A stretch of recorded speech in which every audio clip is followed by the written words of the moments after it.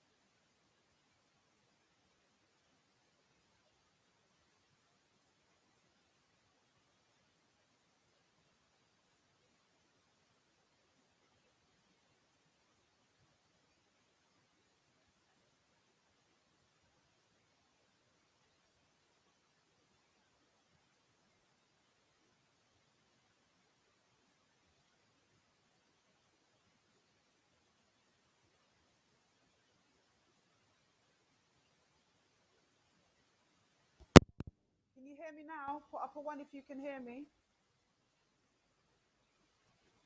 Put up a 1 if you can hear me, people. Put up a 1 if you can hear me.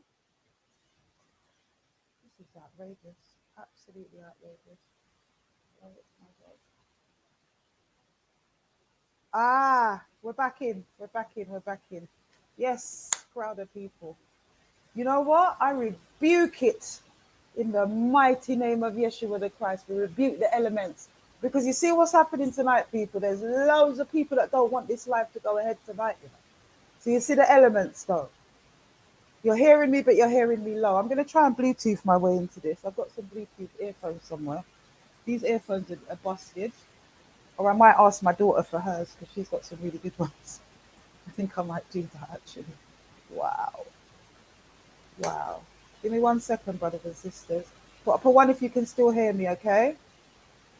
It's not the phone volume at all. It's some kind of technical issue tonight with my speakers because I'm actually at 100. I'm actually at 100 people. We'll try to do, the devil is a complete and utter liar. So yeah, we'll try to do the best that we can tonight.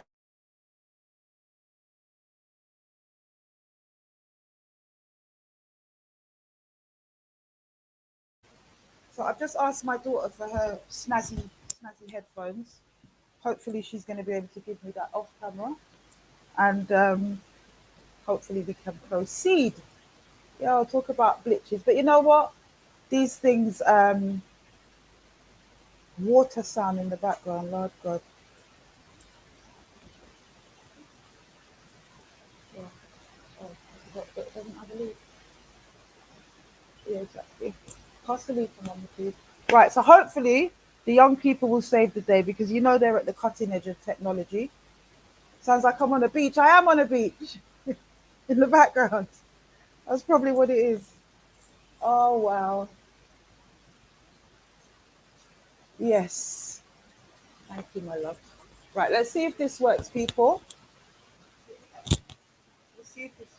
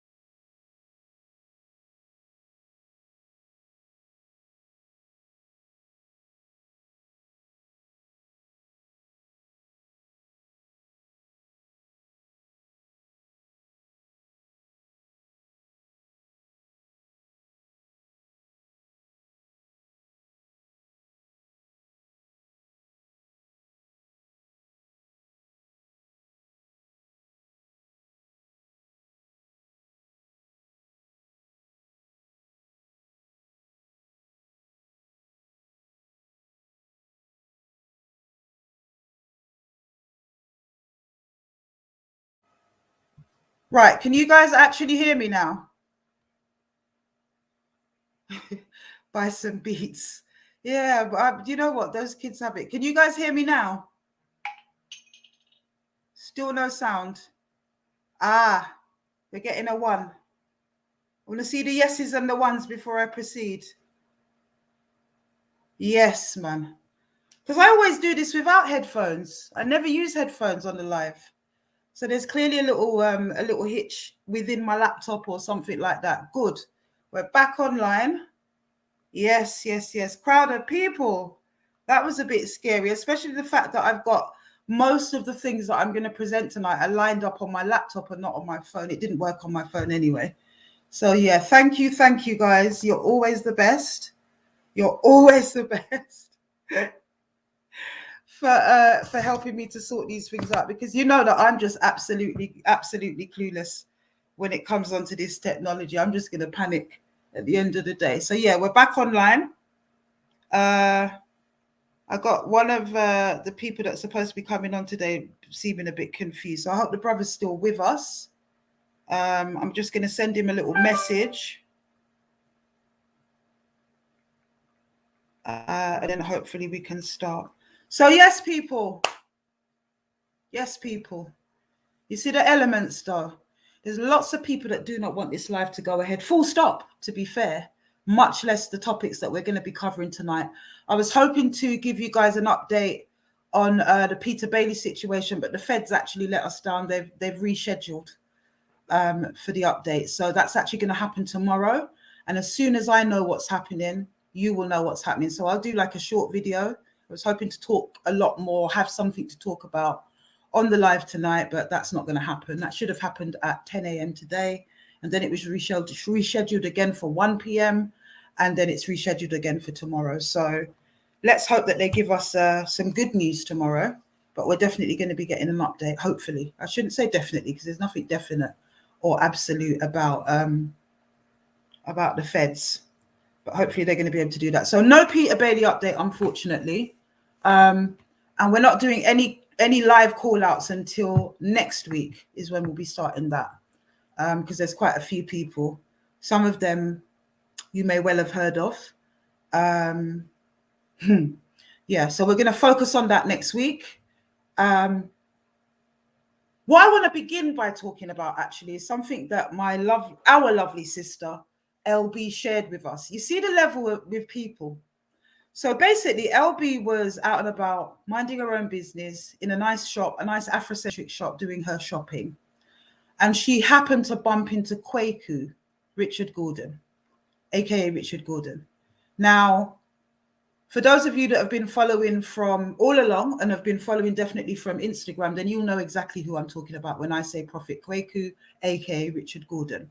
She bumps into him, and this man that made such an impassioned video on the back of us calling out his improprieties, yeah, this man sought to rush LB in the shop, gaslight her, bully her, yeah, and there was a standoff, but of course it's LB. So, you know, that sister don't suffer fools gladly. She did what I would have done, and she fronted him, eyeball to eyeball. You know, she doesn't necessarily want to bring it up or talk about it, but I do. I want to talk about that because at the end of the day, this is why when it comes on to perpetrators, you can't listen to what they're saying. Does anybody remember the whole debacle with Prophet Kwaku and the way that he went on his YouTube channel, or I think it was Facebook or something, made this whole big video trying to apologize to black women and all the rest of it, only to come and try and rush the sister. He's cut his locks, by the way. I wonder why. Because as far as I know, the only time you cut a locks is when you're trying to cleanse off the crosses and the sins that you have done. You understand? The sins that you have done. After so many years, this man's cut his locks. Anyway, that's not my business. I just want to say, don't try to put it on our sister. Because you see, in 2022, we're moving into a phase in 2022 where we're going to have mechanisms to deal with man like Uno that think that you can bully women, think that you can intimidate women, think that you can scare them into doing what you want them to do. We're not playing that shit anymore in 2022. Yeah? And it ain't going to be necessarily brothers that come and deal with you. It will be women. The same way you saw us run Ratty out of the square. Yeah?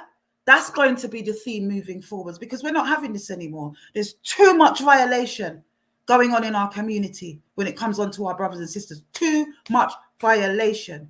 Yeah? This narrative is actually going to change. It says that he'd done it on Galaxy Radio. Well, he would, wouldn't he? Because obviously it wasn't genuine. It was for show. I told him already, you're a showman. That's what you are. But we're not putting up with this rubbish in our community anymore. It's just not going to happen anymore. Yeah?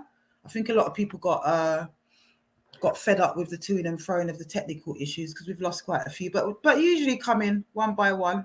It's Friday night. Okay, the sound is okay now. Fabulous. So we can proceed. So yeah, that's really what I wanted to give you guys an update on Kwaku, aka Richard Gordon's nasty activities. Like, why are you moving to the sister, Richard? Why are you moving to the sister? Why you not just hold your corner instead of trying to rush the woman and bully her in the shop? Not that you can bully her, because LB doesn't need anyone to speak for her. Yeah, she has not asked me to speak on it. She told me about it. Let's just get that clear. Yeah, LB didn't ask me, oh, Afua, can you go on and talk about this? She might not even come on and talk about it herself, or she might, depending on her mood. But round about now, I want to talk about it because I believe so. You're Alta Ada, Richard Gordon. You're Alta Ada. You don't even deserve that African name because I'm sure it's a righteous one. You're out of order. Yeah? We don't need that in our community. I just want to do some housekeeping today, my brothers and sisters. I want to clear up a few things before we get back to the the constructiveness of what it is that we're doing. Because this platform, whether people like it or lump it, okay, it's about exposure. It's about ensuring that people can't hide in shadows. It's about ensuring that individuals that have hurt children and women in the past will not feel that they can get away with it and take it to their grave. That's what this platform is about. And that's what this platform will always be about. Okay? So get over it or unsubscribe. That's what I've got to say to certain people. Get over it or unsubscribe. And what people also need to recognize and realize is that I do not do this of my own volition or my own accord. I do this upon request of victims and survivors. Let me say that one more time for the hard-headed, arduous people them that are out there that like to twist the narrative. I do this upon request of victims and survivors. They ask me to call out people's names. They ask me to rehash their stories. They ask me to play their voice notes. Yeah? So don't be asking and going on about it again as if this is something that Afua invented and Afua decided she wants to do. I've got so much else that I do in our community, in life. This is just one element of it. And this is upon request of the sisters in my community. It's a public service. Tell them again.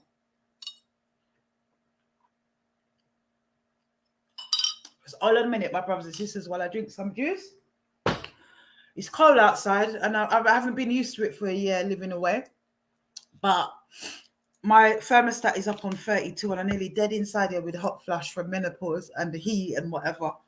So I'm extremely dry at the moment. And I was almost fainting before we came on the live. So just one of them days where everything's kind of glitching, you know? So yeah, excuse me while I can take a sip, and excuse me while I light my spliff, because it's going to get real hot up in here today. As I said, I'm in a very tentative mood. I'm in a very raw kind of mood today. And I'll tell you why, my brothers and sisters, before I move on. I'd like you all actually to join me for a moment's silence. Just 1 minute silence, just 60 seconds, that's all. Because today, Ethiopian Christmas, the 7th of January, is the 14th year anniversary of the stillborn death of my two twins. I had boy and girl twins that I call them Ankari and Ankara. And 14 years ago, they were stillborn at 6.5 months. So today's a very it's a day that you don't need to be mashing my corn toe, put it that way, because it still hurts. They were cremated and I took them to Jamaica to be sprinkled by my father's grave and sprinkled on the sea at Bluefields Beach in Westmoreland. So, yeah.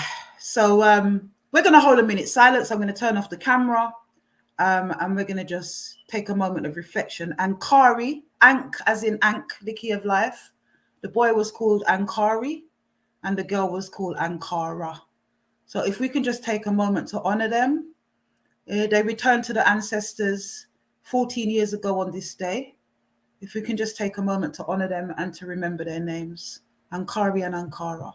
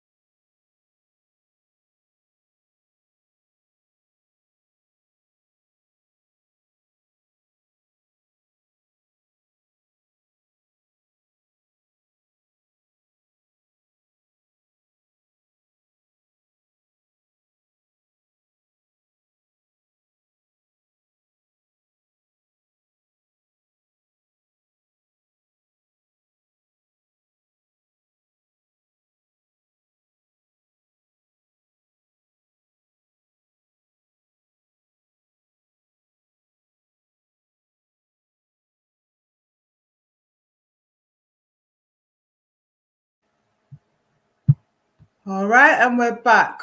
Hopefully, me pressing mute didn't fast with the sound again, because that would really upset me. That would really upset me, brothers and sisters. Can I be heard? Can I be heard? Yeah, my lovely twins. They would have been, and you know, even at that young gestation, 6.5 months, they were so beautiful. But I'm not going to dwell on that too much.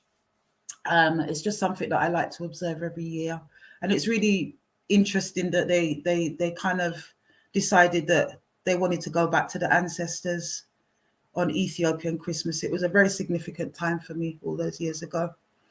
All right, good. All right, well, let's get into the main part of the program. Quaker was just a little Dashware side point. I just wanted to make him know, and you're probably watching because they all watch on fake profiles and troll their way through the comments and do whatever it is they do. Oh, the sound is off for Jamaica. Oh, yeah. I just wanted to say, brothers and sisters, I don't know why that is, because UK are hearing me fine. But I just wanted to say, brothers and sisters, that we've got some listeners from Yard today, because we're going to be interviewing a very, very special up-and-coming artist in a few minutes from Jamaica. Yeah, someone says no sound is good. I don't know what that means. The Gordons. Yeah, if anyone wants to come on and add their 10 cents into that, then perhaps they can do that. So I'm going to put up some banners, because we know what time it is. We've got so much work to do, my brothers and sisters. We've got meetings coming up with the borough commanders of Lambeth. We've got meetings coming up with the MPs of Lambeth. There's other things, that little secret thing that I've been talking about for a year that's going on in the background, that's about to roll off and kick off. And let me tell you, by the next month or so, month to 2 months, let's give it a deadline to the middle of the year, you guys are going to see some changes, some serious changes actually, with this campaign. All right, so remember to donate, because if it's one thing that we will be doing, unfortunately, we have a very small, young community in Britain, in the UK. Okay, in terms of the wider African diaspora, we are probably, you know, one of the youngest, to be fair, because the Caribbean diaspora has been there forever, or certainly since slavery times or post-slavery. Same with Black America, Black Brazil. But when it comes on to Black Britain, we're pretty much, 80 years old, if that, when it comes on to the Windrush generations. So we're a very young community. And as such, we are not as developed as some of our brothers and sisters, particularly in the United States. And there seems to be a kind of prevalent mindset as well within the UK, where we do not support our Black causes. We really don't. That's why our great brother Swiss he felt inspired to launch Black Pound Day, you know, which is still not as supported as much as I feel that it should be. I really don't. If we are going to build the type of infrastructures that we need in order to support not just these victims, but also the wider community, then we're going to have to start doing this for ourselves. And the only way to do that is to give a little. You know, Marcus Garvey had the concept that you take $1 from each individual. I've got a delay at my end. It looks really weird. But yeah, we take $1 from each individual. And he did that in America. He did that in the 1920s, 30s. Took $1 from each poor Black person. I mean, it was pretty much just out of 40 acres and a mule at that point in his development, in his history. You know, when he left Jamaica and went to Harlem, and he took $1, and that $1 made 5 million, because there were 5 million people within his movement, and he was able from that point to be able to build the Great Black Star Line, hospitals, to be able to have a police force, and so on and so forth. So we really need to do that. And people need to stop chatting their rubbish like I'm some kind of end time preacher, or I run some kind of mega church, like I'm trying to take the people their money. What kind of rubbish is this? You know, most of what I've been doing, I've financed myself for a whole year. And I don't think there's anything wrong with us as a community getting together, collaborating and making things happen, because you can guarantee that whatever is given and whatever is put forward, you will see the fruits of those works. You will see the fruits of your £1 or your £5 or whatever it is. You know, I've never asked for a specific sum. I don't over push the narrative. As I said, I've only just got comfortable As those of you that have been with me on the journey will know, I've only really just got comfortable being able to even ask my community for anything, because I know how much we've been ripped off. I know how much we've suffered in this country as Black people trying to establish ourselves. So, and I'm a Pan-Africanist as well. So at the end of the day, I am not going to exploit our people. Every penny is accounted for, and I've got no problems opening the books. You understand? Not that there is much to show, because we really only have raised £1,300 at the time of the march. And I'm sure you guys saw where that money went in terms of security and so on and so forth. All right. So let's build for ourselves. Like I said, I didn't want to have to go to mainstream establishments. I didn't want to have to go through mainstream establishments to be able to do what we're doing, because I don't want their control over us. Because anytime they give you anything, they control the narrative. They control who you work with and who you don't work with. They give you unrealistic targets so that they can just draw back the funding the following year. We don't need all of that. I believe that we've got enough, just about, in this country, if we lobbied Black businesses and individuals, that we'd be able to roll this thing over for ourselves.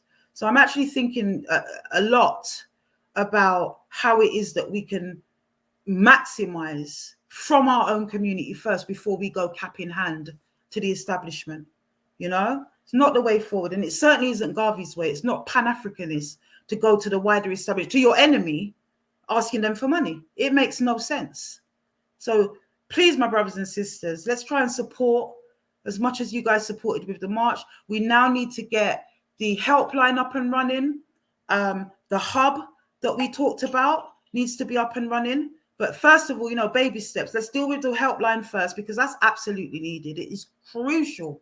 I cannot sustain for another year having to deal one-to-one with each and every victim myself, each and every call out myself, just everything, all the admin and everything else that goes into this campaign.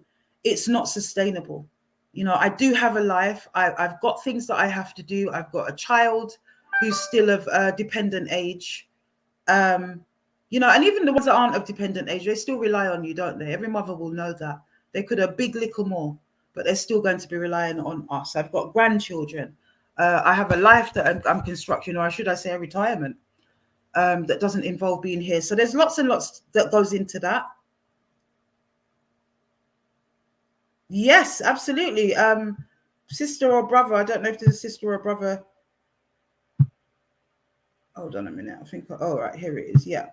So someone says, did you know about the compensation for the people of children's homes who was abused in Lambeth? Yes, I did. I highlighted that Mother Never Raising No Fool. I highlighted that some time ago. Perhaps you missed that show. Perhaps you missed that. But I did highlight that. But there's a problem with the Lambeth redress scheme, and that is that they haven't acknowledged the majority of Black victims that were in Ebony children's homes. It was for what they considered to be a sort of wider net of Lambeth children's homes, but they didn't look at the subcontractors. They didn't look at the fact that Lambeth young people were placed in private care homes such as Ebony Care, and they were not given redress. That's still a fight that we're fighting. And I am working with some of those victims, and that's one of the things on my agenda when I will be speaking to Lambeth MPs, because that's something we need to lobby for. They're fully aware. I've had one meeting already, for those of you that missed the last update, with the members of Parliament of Lambeth, and I've got more meetings coming up this month, not only with the MPs of Lambeth, but also with Lambeth Borough Commanders, because Brixton Police need to be held accountable. Absolutely, they need to be held accountable. We've said it time and time again, and they will be held accountable. They have got too much to answer for, them and Lambeth Social Services. There's no way, I'm going to repeat it, you're probably sick of hearing it now, but there is no way so many young Black girls can be turning up in the ward of Lambeth, pregnant, under the age of 15, under the age of 12, pregnant, and nobody decided they wanted to have some kind of investigation, much less an inquiry. So these are the things. These things don't go away. When you look at things like Hope de la Grange in the Channel Islands, I think it was in Jersey, that was something like nearly 100 years of abuse before they were able to uncover it, to get an inquiry going, and to compensate those victims. Lambeth Care Homes has been run from the 1930s as well. right through the 60s, 70s, 80s, and 90s into the 2000s. And again, it's not going anywhere. Children do not stay children forever. Do you understand? Children do not stay children forever. And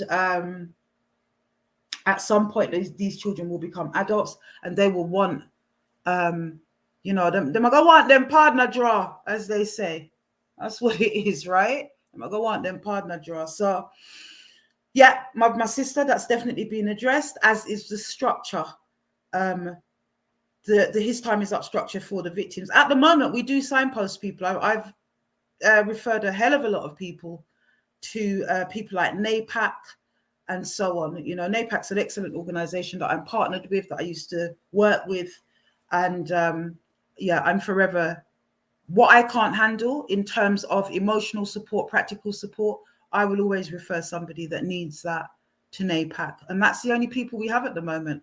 I am struggling to get together a directory of Black-based, and I say Black because the problem that we have been, the problem that we have been dealing with has been Black on Black, like it is Black on Black violence when we deal with our young people and the guns and knife crime.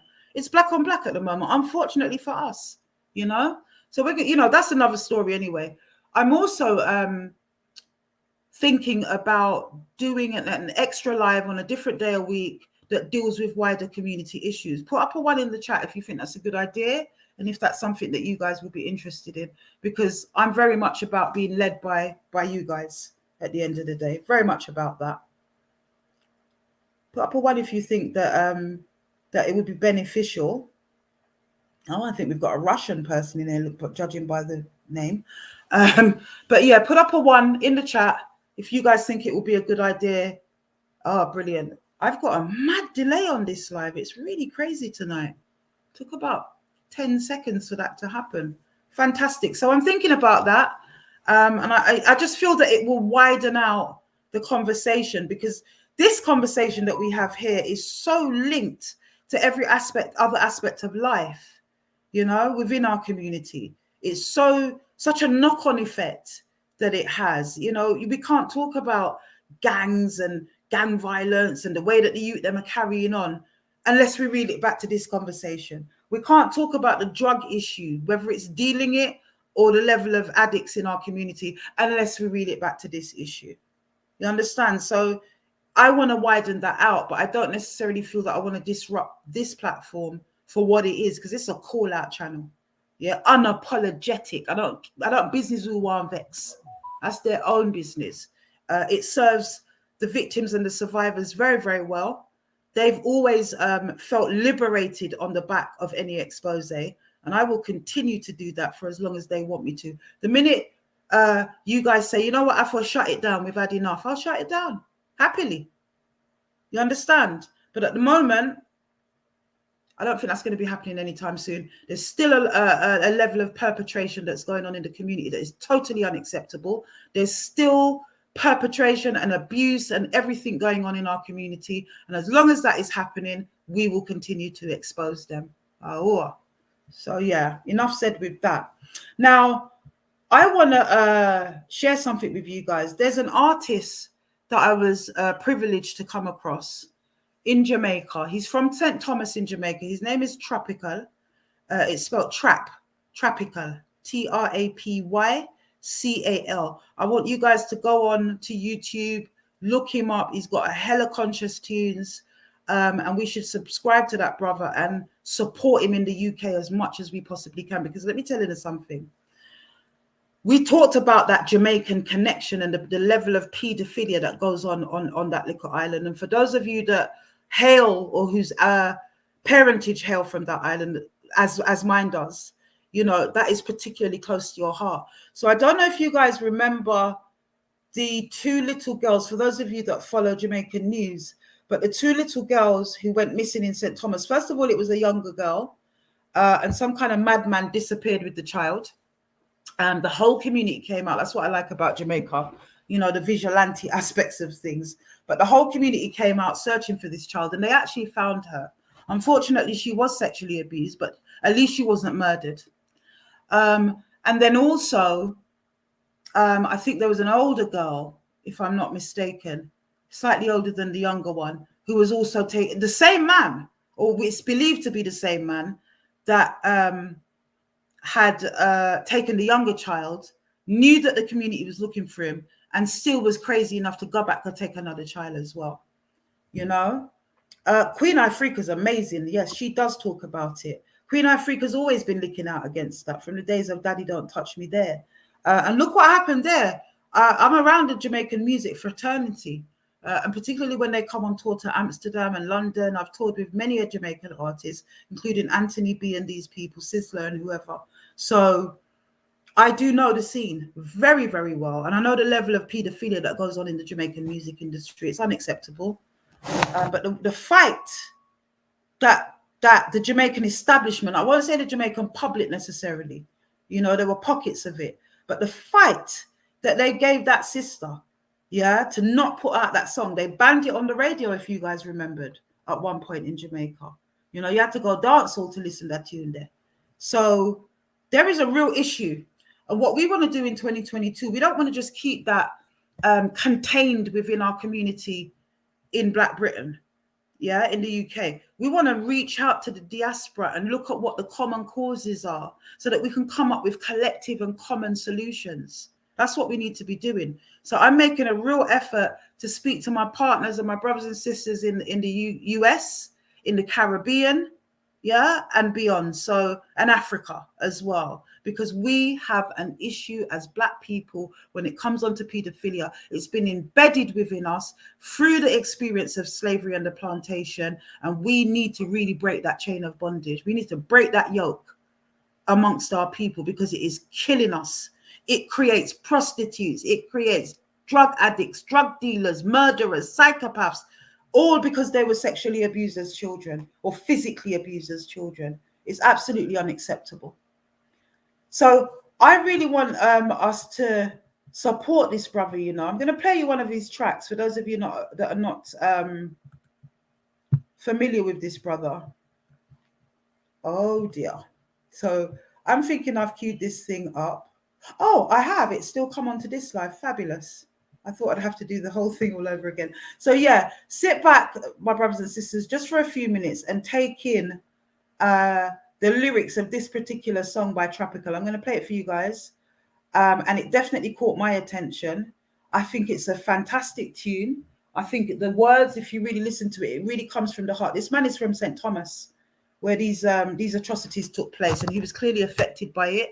He's a brother that does complete conscious lyrics. And I think that's something we also need to bring back in our community. So sit back and take in Tropical, and then we're going to have a conversation with him. Up first this evening, relief and jubilation in St. Thomas as the 9-year-old girl who was kidnapped on Thursday was found alive in bushes today. Hundreds of residents and law enforcement officials took part in the successful search in Arcadia. No sympathy.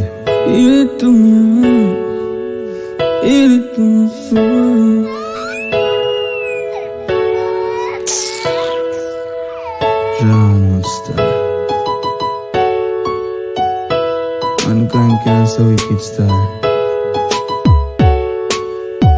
You a capital murder for them pedophile. A big man like you a touch pitney vagina. Capital murder for them pedophile. How comes you a catch feelings for the minor? Capital murder for them pedophile. St. Thomas now go accept them behavior. Capital murder for them pedophile. A capital murder. Oh God, my little daughter, my son can't walk in peace.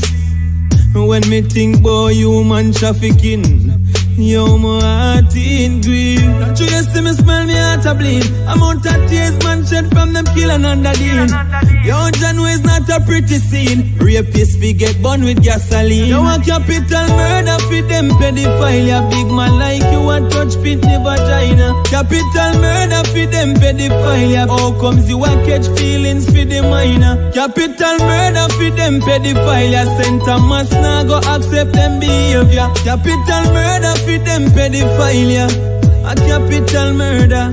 Yo, Dino, we have to make a change because we want a better place. You are hanging tree. From a boy go rape. When them take with the liquor, girl, it never late. Them dirty lifestyle, me not accommodate. You me feel it to me heart, me hold the faith. Violence against child, it a feel eliminate. Lightning bust the made make it separate. No more chance for premeditate. You want capital murder for them pedophile. A big man like you a touch pit never vagina. Capital murder for them pedophile. How comes you a catch feelings for the minor? Capital murder for them pedophile. St. Thomas now go accept them behavior. Capital murder for them pedophile. A capital murder. Oh God, my little daughter, my son can't walk in peace. When me think about human trafficking, yo, my heart in grief. Not you see me smile, me heart a bleed. Amount of tears man shed from them kill another dean. Yo, John is not a pretty scene. Rapists we get burned with gasoline. You want capital murder for them pedophile. A big man like you a touch pit the vagina. Capital murder for them pedophile. How comes you a catch feelings for the minor? Capital murder for them pedophile. St. Thomas now go accept them behavior. Capital murder for them pedophilia. A capital murder. Oh God. Trying to start. Feel it to my heart. Yo, Tivoli God.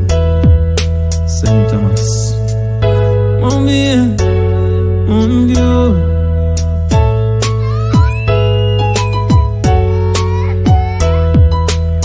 My little daughter, my son, can't walk in peace.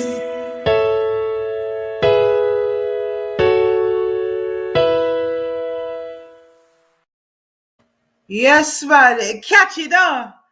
Capital murder for them pedophilia. What the man said? The people, his little son and his little daughter can't even walk in a peace. What have we come to, brothers and sisters? You tell me what we've come to. If your little son and daughter can't even walk in peace.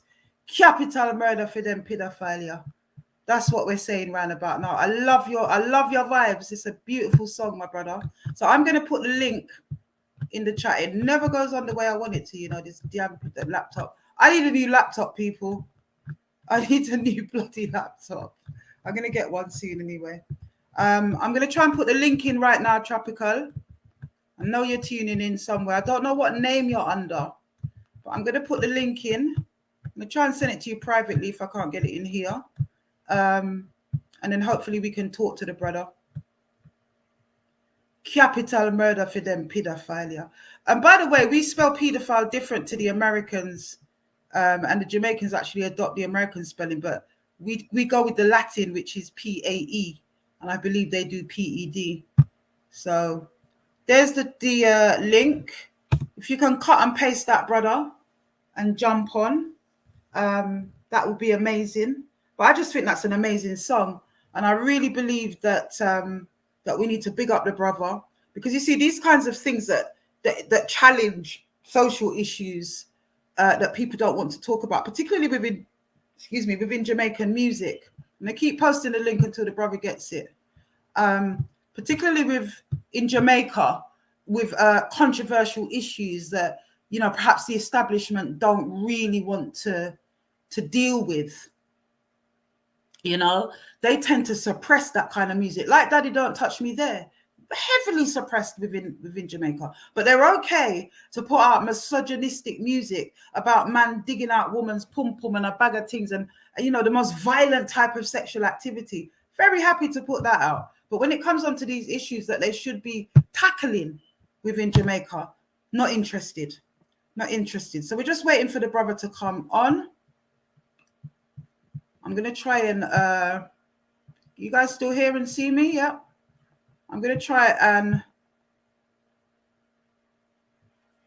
sorry, my brothers and sisters. I'm going to try and get the link to the brother privately, and perhaps that might be a little bit more helpful to him, because things are not always straightforward in terms of this technology.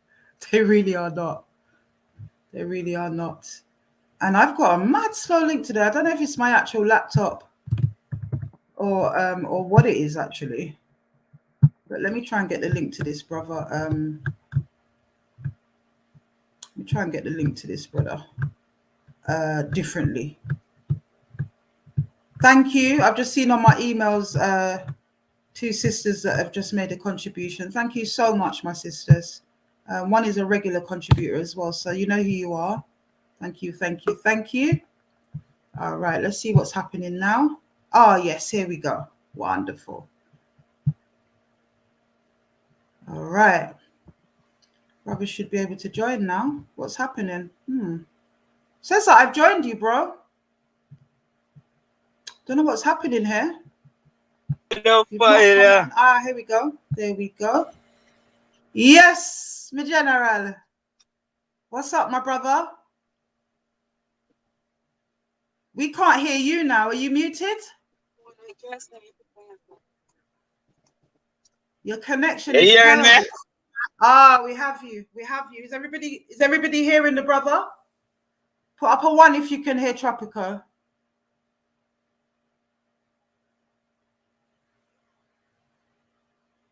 All right. Elite Valsden says, Jano, 4 corner of the earth, them song you have to reach. Tropical. Everybody can hear you, but your screen is frozen, brother. I know you're on the move. It looks like you're on the school run or something.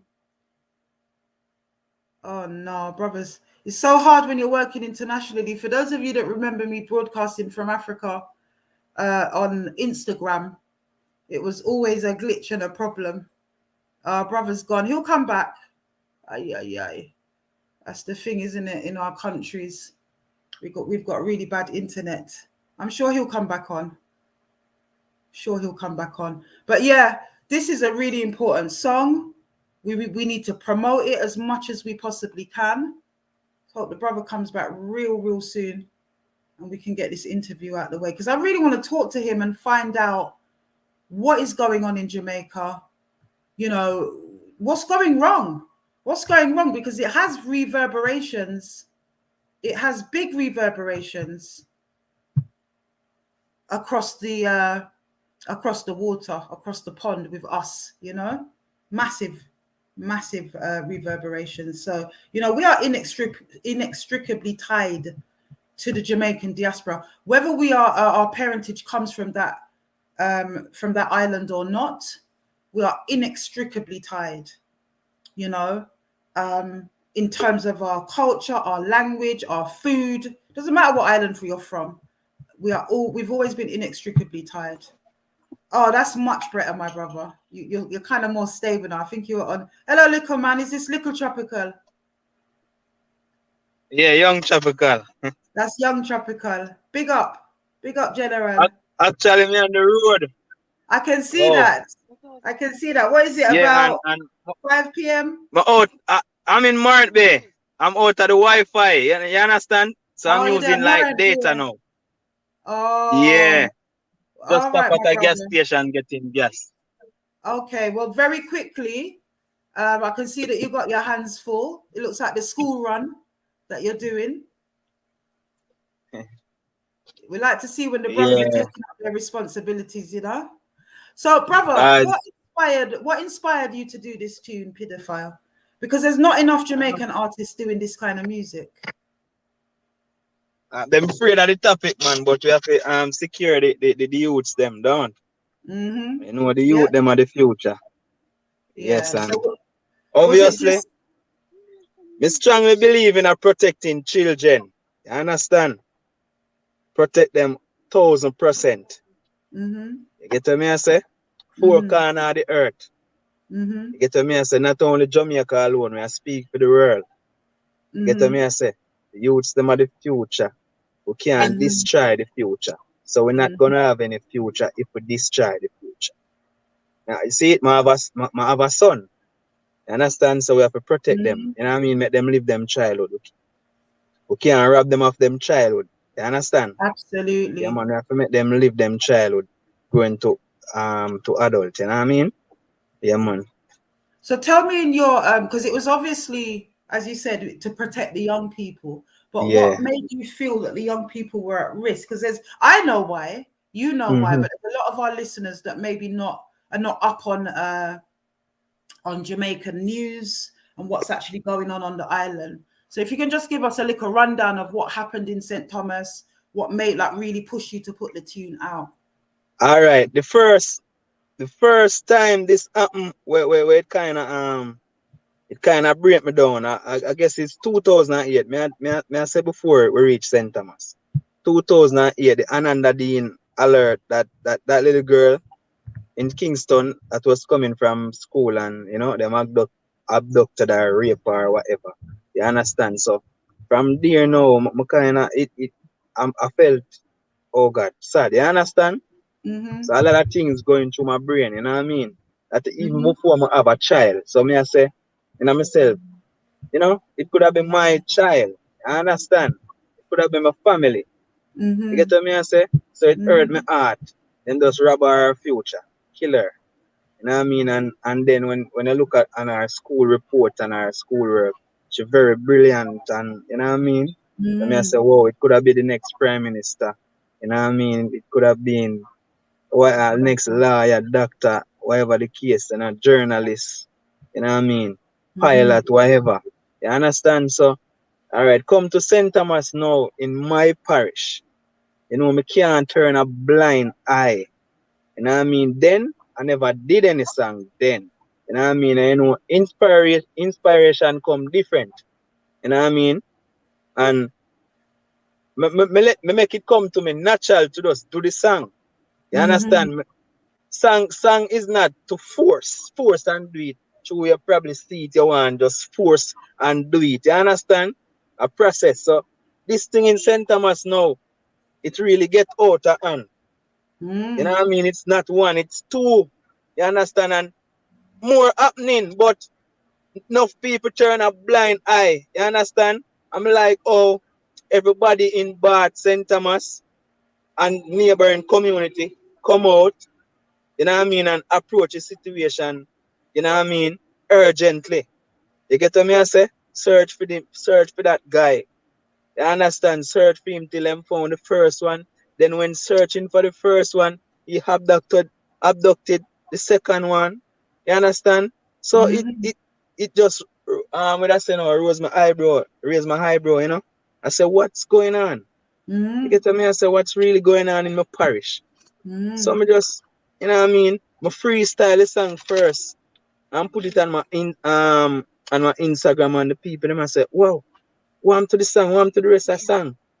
So me just link two producers and tell them, say, you need to get me a rhythm. You understand? You need to get me a rhythm. So me, you know what I mean? So the first one come up with it, no sympathy. So I record it as it sent to me and release it like in the same week. And then we shoot the video quick and fast in CM Bath, St. Thomas, and then we head to Kingston to finish it up in Tivoli Garden and the court. And you know what I mean? And to show the world that we don't condole certain type of behavior against against children. You get what I say? And I'm not afraid to defend the child. And I reach out to a lot of radio station and them say it's too harsh. So I said to myself, I'm not gonna change a line in my song to please anybody when I'm saying the right thing. You understand? So I just let it go. I'm not changing my thoughts or anything. I'm not changing my opinion of anything. Capital murder. You're not supposed to molest no child, whether male child or female child. You're not supposed to molest anybody. Don't force anybody for sex. You know what I mean? Whether adult, just come on, man. Get in ourselves. You get what I say? And just be people, not predator. You understand? Let us be people. People, not predators. You understand? Not predator. Yeah. You get That's what I fantastic. That's fantastic, brother. Because you know what? say? Because of the misbehavior of so many Jamaican men, there's a misconception that all Jamaican men stay that way there. We've got our own resident Jamaican Double D TV that's in the house right now. So I know that you might even want to come on Double D. I'm going to put back the link, to maybe even say a few words. But, there's very few Jamaican men very few men, full stop, to be fair, not just Jamaican men, black man, full stop, within this thing that we're talking about, that's willing to stand up and be counted. We've got another brother, Big Bass. He's not directly from Jamaica, but he's British Jamaican like us, like me. And, you know, he's a very good descending voice as well. But there's very few that will stand up and be counted like that, you know. And as an aspiring artist in Jamaica, who we all know how competitive the Jamaican music business actually is. You know, there's so much talent and so much artists and so much studio and so much producer. It's very, very hard to get ahead in that game. So people tend to kind of, even if their heart is down with conscious lyrics, some of them will sell out to themselves by producing slack lyrics because that's what sells. You understand? But it isn't just what sells, because if all the artists was putting out fresh tunes with decent rhythms and decent lyrics, conscious lyrics like yourself, as in the days of Bob Marley and that whole era, the people would be forced to digest that. But the powers that be, they want the slackness. How can a Jamaican establishment tell you, or the radio stations tell you, that your pedophile tune is too harsh, but they're willing to play the tunes them, and I'm not going to name the artist necessarily, but they're willing to play the tunes them where I talk about head tap man and chop up this. Is that not harsh? What's that? That's what I'm wondering to myself too. You know what I mean? Yeah. So clearly there's an agenda. Enough producer approach me to change, because I don't sing derogatory lyrics, none at all, or lyrics that telling my brother that and telling my sister that. I don't sing those type of songs. I sing only motivation song to motivate. You understand? Enough producer link me say, yo, change up your style now, go with the flow. Me say me I go with where right. You understand? Me I go where me know right. You understand? Remember say me have a child, you know. You understand? And me respect elderly to the max. And me as a youth, me as a artist that go to like school concert to sing. Me can't make a child look and say, Tropical, him sing some nasty song or me can't make them look for me as a road model. Yeah, me I speak for myself. You understand? So every artist have them own judgment to face. You understand? Not bashing a artist. You understand? As me say, everyone has their own judgment. You know what I mean? Well, if a questions them I forgot answer to and all of that. Well, me I try be 100% safe. Yeah, as you hear me say, me I try be 100% safe. So me I try my utmost best to just keep it positive, because me I do it positive from 2006. Me not sing no slack song till now. Before when we just start, we kind of misled, and you know what I mean? And we just come up and we do a little thing. So, we dabble in any little. You don't do no slack tune, no gal tune, no derogatory tune. This is something we need to bring back, because we had the Bob Marley era. I call it the Bob Marley era, but it has produced so many conscious artists till the climate was conscious. Even the women dressed different to that kind of music. You understand? And then they murdered Bob, as far as I'm concerned. They murdered him. Out of the establishment murdered him, and whoever the accomplices were from our community murdered him. And then you had this big gap of slackness from Yellow Man to Shabba to all these crazy people chatting some madness. And to me, Garnet Silk was the first, but they murdered him too. And then Sizzler really come back with the thing. And we had that. Man. You understand? Yeah, man, that era there. Because me a friend who locks them here just because Sizzler. Everybody wanted from Bubba. Yeah, man. That's true, man. Yeah. Everybody wanted to be a Bubba Ashanti Rasta. Do you see what I'm saying though? The power of the music is so important. Because prior to that, everyone was skinning out, trailer loader girl, hard and stiff. You understand what I'm saying? Yeah, I understand, man. I understand. You see the influence in the communities and in the society through that music. And to some of the males, them even approach the females these days. You know what I mean? Them Yeah. approach them like they are dogs. You Trust me. understand? Yeah. God. Hey, girl, come here. Hey, girl, you understand? So me I Yeah. said to myself, I've been victim to well this done. in You Jamaica. understand? So me not like them type of thing there. Trust me. No. That's special, my brother. It's so refreshing to hear a young Jamaican guy like yourself speak in such a positive way. You know, I'm encouraged. I'm totally Yes. encouraged by that because Yeah, I'm man. not gonna lie to you. I avoid Jamaican men Yeah. of the bad press and the bad apples in the barrel. I personally, Afua, yeah, and I'm not judging anyone that likes Jamaican men. I avoid them romantically because I'm not gonna go through Excuse. this. I'm a woman Yeah. that they'll probably end up killing me a yard, man, because I got too much of this. I'm gonna fight you if you're trying to put Yeah. your hand on me. You understand what I'm saying? It's gonna be an issue, and I know how Jamaican men set, so I just I avoid them for that reason. To be fair, Excuse, I have a little flu, you know. yeah, man, it's all good. We got more than flu going on over here. Yeah, man. But my brother, you are just amazing. And so, what do you think is the cause of the problems that we're seeing in Jamaica? Because it is pretty rife over there. It's bad enough here, but over there, it's because some of them pervert there, some of them have problem, you know. Some of them have mental problem and them not seek help. While some of them definitely like kids. They're pedophiles. You understand? Pedophile. Yeah, man. The definition of the term pedophile is somebody who is attracted to children. That's it. So, like a homosexual is attracted to men, a man attracted to men. Pedophiles are adults who are attracted to children. That's who they are. Yeah. But you know what I have a slight problem with in Jamaica, I feel, is that not a slight problem, a huge problem. When we say pedophile in the UK, we're going right up to the age of 15. You see where I come from? Yeah. When we talk about pedophile in England, in terms of the law, yeah, don't worry about that one. We know it's just a little cold you got going on. No kind of way.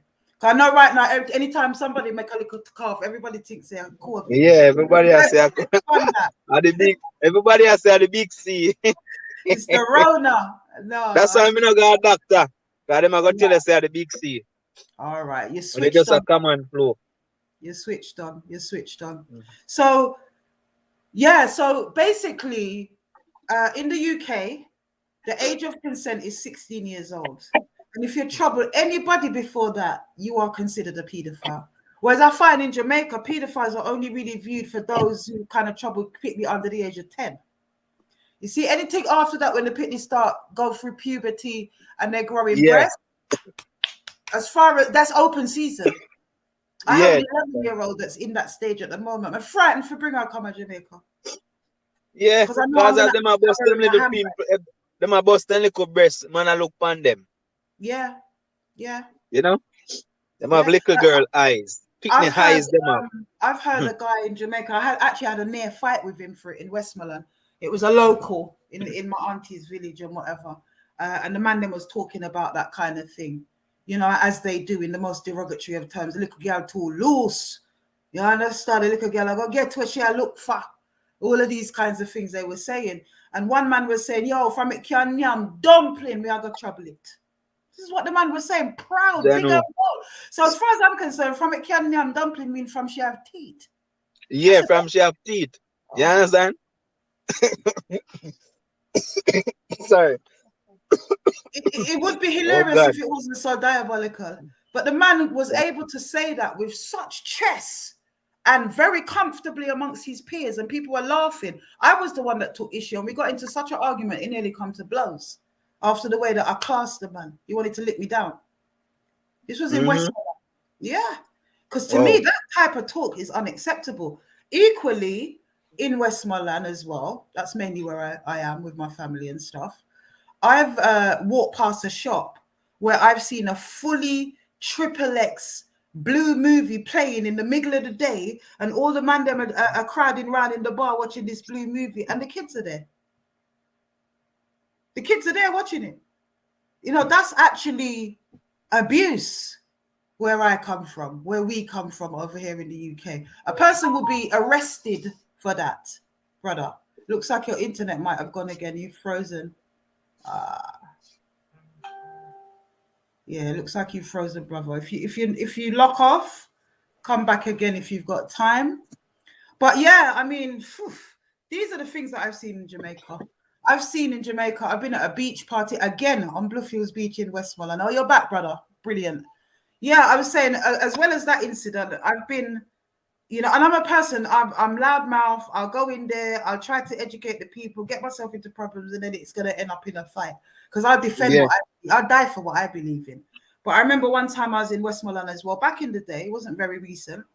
Back in the day, and there was a huge beach party going on at night, big fire, people's dancing around the fire. I could see that people had gathered because maybe there was a dancehall queen in the middle doing her thing. You understand? So I went and cut through the crowd to try to see what go on and take in what was going on. Well, it was a 3-year-old little boy dressed up in one mesh marina, as you guys would call it over there, a string vest. Yeah. In a mesh marina, and him look like him have on him father gold, look a bandana, like they dressed up the youth as a man. Basically. As a man, yeah. Right. And there was this old, horrible dragged down looking woman. You understand? So a pum pum woman, as you lot would say over there, with no panties on, skinning out on the little boy, and everybody was cheering. Child abuse. That's molestation. That's pedophilia. That's what's happening now too. You understand? Because I see it a lot on the internet sometimes. I have to shake my head, Yeah, man. I think when we were talking the other night as well, I was mentioning to you that I used to do a little litmus test on my Jamaican brothers when I'm in Jamaica, or even when I brought them up over in the UK. I'll always ask them the same question. How old were you when you lost your virginity? Yeah. And the kind of answers that come back to me invariably is 10, 6, 5, 11. And they say it with pride. Like man's been taking woman from them time there. And I'm saying to them, oh, so was that with another little girl in your school? No, my auntie, my mother friend. You understand what I'm saying to you? Yeah. The level of female perpetration on that island is unrivaled, I believe. There are a lot of female pedophiles in Jamaica, troubling up the little boy them. That's why. True. And I just male I trouble with female. True. Say again, my brother. I said, and I just the males I trouble the little girls them. The female, the big woman them I trouble the little boys them. Yeah. I expose them to what they are not supposed to expose to at a tender age. Yeah. It goes on here as well. But, it's so far underground over in this country. And you know what I do like about Jamaica on the plus side, though, is that it's a village mentality. Like it was in St. Thomas. The whole place is going to come out with their machete looking for this man. And woe betide the man if they find him. You understand? Woe betide the man if they find him. Over here, it's, you might get 1 and 2 little kind of pockets of people on it like that, but not really. And for the most part, when you look at my campaign and what I've been doing, brother, the amount of fight that I get from my community my black community in the UK, it's not supposed to even be that way. You understand? Never supposed to be that way. Someone say, oh, well, you shouldn't do it this way. You're supposed to do it that way. But none of them are standing up for nothing that say this. Do you understand what I'm saying? None of them are standing up for anything. So is there a right way or a wrong way to call out these pedophiles? In your opinion? Is there a wrong way or a right way to do it? A one right way, and everybody can see it. You understand? Live by the Bible. Can't go wrong. But do you feel that it's right to loud them up and call them out and expose them? Absolutely. Yes. It's not supposed to keep as a secret and sweep it under the carpet. You understand? The world for know what go on. The world supposed to know that you are a pedophile. You understand? We need to cut out these things out of society worldwide.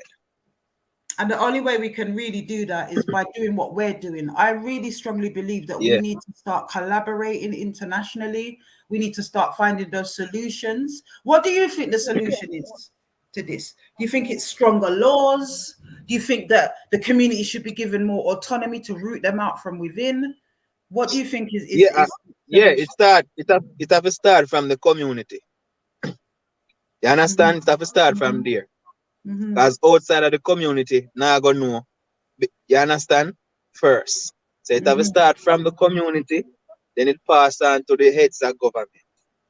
Right. So it's a two-sided coin. Exactly. Yeah, I believe that as well. I do believe that. I think that vigilante groups should be funded and trained and organized by the powers that be to be able to police their own communities. That's what I believe. Because the police can't be everywhere, and a lot of the police are actually perpetrators. That's what they are. That as well too. You understand? Not even know who to trust these days. We had a recent thing over here with a woman called Sarah Everard. She was a white woman, and the policeman stopped her as if he was doing an arrest, basically. I don't know what something under the COVID laws told her that she needed to get in his car. The man drove off with the woman and raped and murdered her. It caused a big thing over here. Big thing. That was a serving policeman. And I know that goes on in Jamaica. Them squaddy, you can't trust them a yard. Not at all. You have the good and the bad. You have for those. Why? Sometimes you have good in the force, bad in the force. Sometimes you can't even know the bad one them sometimes. The way them approach are nice. You not even know say them a come set up your life. True. You understand? I know they love to murder. I know they love to murder. It's shocking to see someone to serve and protect you end up a serve and a kill you. You understand? Yeah, man. Trust me. We're not safe. So what are your plans for the future in terms of where your career is going, how you see that panning out? What are the kind of moves that you want to make going forward? Okay. The plan is okay, I'm talking to everybody and here now who joined this live. We got 300. We got 326 people watching. Wow, that's a lot.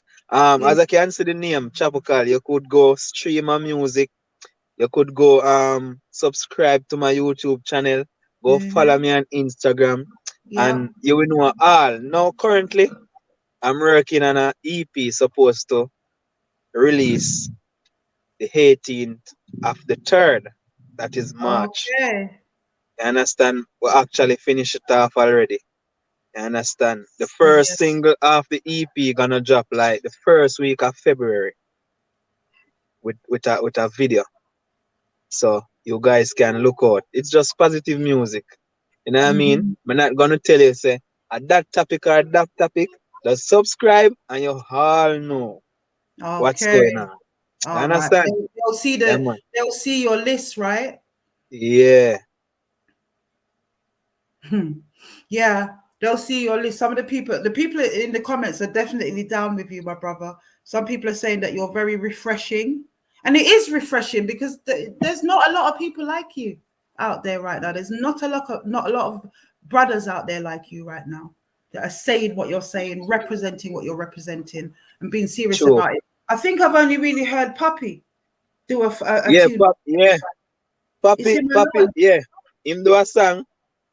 And Queen Africa strongly about that too. Of course, you know what I mean? We know the she Queen powerful. Yeah, man. And we know Queen depend that. Jada Kingdom do a song too. You know what I mean? So, but in terms of the man artists, them, I want to hear something from Buju. I want to hear something from Rodney Price. I want to hear something. All of them to come out. Yeah. Yeah, because man. anytime there's a fad in Jamaica, they will all do a tune off with the same rhythm.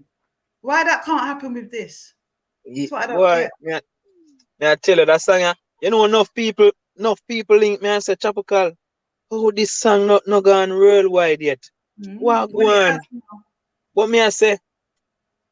it will start from the grassroots, which is Jamaica. You understand how we produce reggae and dancehall? If it not start from here, 99% of the time, it won't happen. True. True. You understand? So if True. me not get no airplay on the radio, or if me not get no selectors to play it in the dance, it's only on the internet. So you understand? Well, you know, lots of people have become famous with their songs over the internet, you know. Yeah. Loads of people have. So social media is a powerful entity. So that much I. Yeah, you're right. Somebody said Beanie Man did do a tune. I remember that Straight Prison. Yes, Straight Prison. Straight Prison. Yeah. I remember that. That was ages ago in the 2000s somewhere. Yeah, man, 2000 and something. Yeah. And a little bit, something like so. Someone else said Sizzler, but I don't remember Sizzler's tune about that. You remember Sizzler doing a tune about that? Probably him do it, but you know, we don't remember. Yeah. But you know why I think that is, my brother, why they suppress it is because so many of the producers, so many of the artists are pedophiles themselves. That's why they want to suppress the thing. That's why I get a fight from these individuals in our community. And enough of them, and watch out now. Even, all right, I approach the radio station or send them email and whatever. You understand? And them tell me, say, it's too harsh. Because them not stand up for them believe, Virgin. You understand? If them did stand up for them believe, them would have say, all right, Chapacal. All right, you can change, probably edit one line then. Edit capital murder then. Just edit the murder. Edit the murder and put capital punishment. Right. You understand? Yeah. Amount of thing them a tell me if it change for this. It a go change the whole humor about the song. Now gonna make no sense again. Crazy. But don't worry, we're gonna work on that. We got links with Cool 97 FM in Kingston. We got links with Chris Mix Radio that is based in Kingston and the US. Loads of links for that, my brother. You're gonna get on. By the time I'm done with my people them in CVM and TVG and whatever, your song are gonna work over the whole of Jamaica. That's what's gonna happen. They're gonna have to face it. All right, man. I like that, you know? Yeah. Pull the strings. I have to face it, my brother. But thank you. Thank you so much. And let me tell you, I'm pushing for you because I think that you're a very important person within the wider narrative of the music business. I think you're a very important person. So big up. I can see that the followers that we've got here watching really like you. Yeah, man. Big up everyone, you know? Yeah, man. The UK is feeding you, my brother. Yeah, man. Big up the whole UK, who Lagan. You know what I mean? Who not get for Lagan, big up CMA, Canada, America. That's you know what I mean? Jamaica. You know what I mean? Big up. We're one family. Big up my family. You know what I mean? We're one family. Big up yourself too, you know, mommy, for having me. You know what I mean? Respect. Yes, we're gonna reason, man. This is not the end of the conversation. Not at all. What? All right. Bye-bye. Little Tropical. Young Tropical. Blessed love. I'll let you crack up the school run, brother. But yeah, definitely going to be pushing that tune 100%. I'm going to be linking you up as well. All right? Man. You have my number, so you don't know the thing. You know what I mean? Even just seeing the background, I'm already homesick for Yard. So you're actually going to see me out there quite soon. 100%. Yeah, man. You know, family. All right. Bless up, Tropical. Big up. Blessings. Keep watching. All right. Yeah, man. Yeah, man. May I watch? Okay. Bless up. Yeah, man. Bless. What a wonderful, wonderful young man. Very refreshing young man. I thought he was wonderful. But yeah, everybody, please, I'm going to be posting his tune up on my Instagram page, up here as well.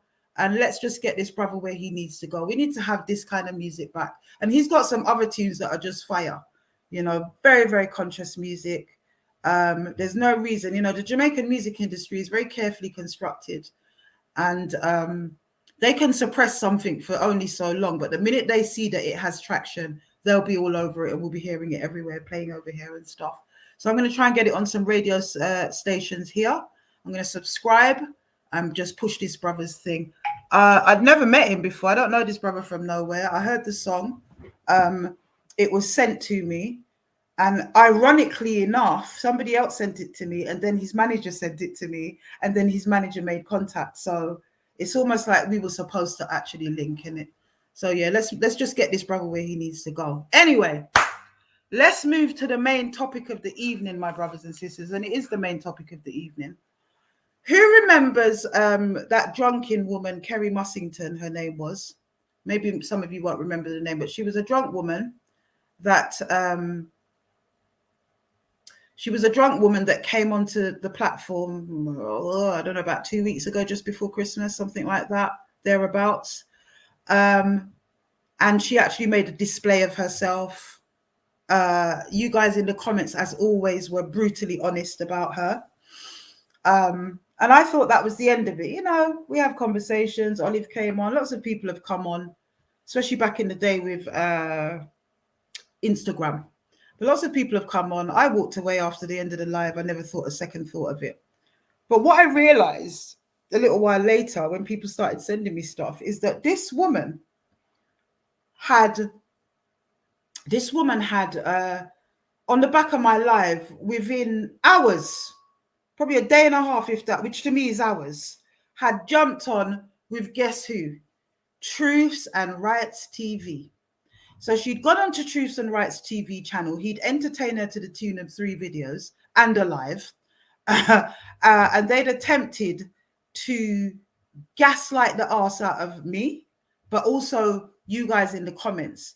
She accused people in the comments of being racist against mixed race people, of being of trying to suppress her story, when she'd come on to tell her story.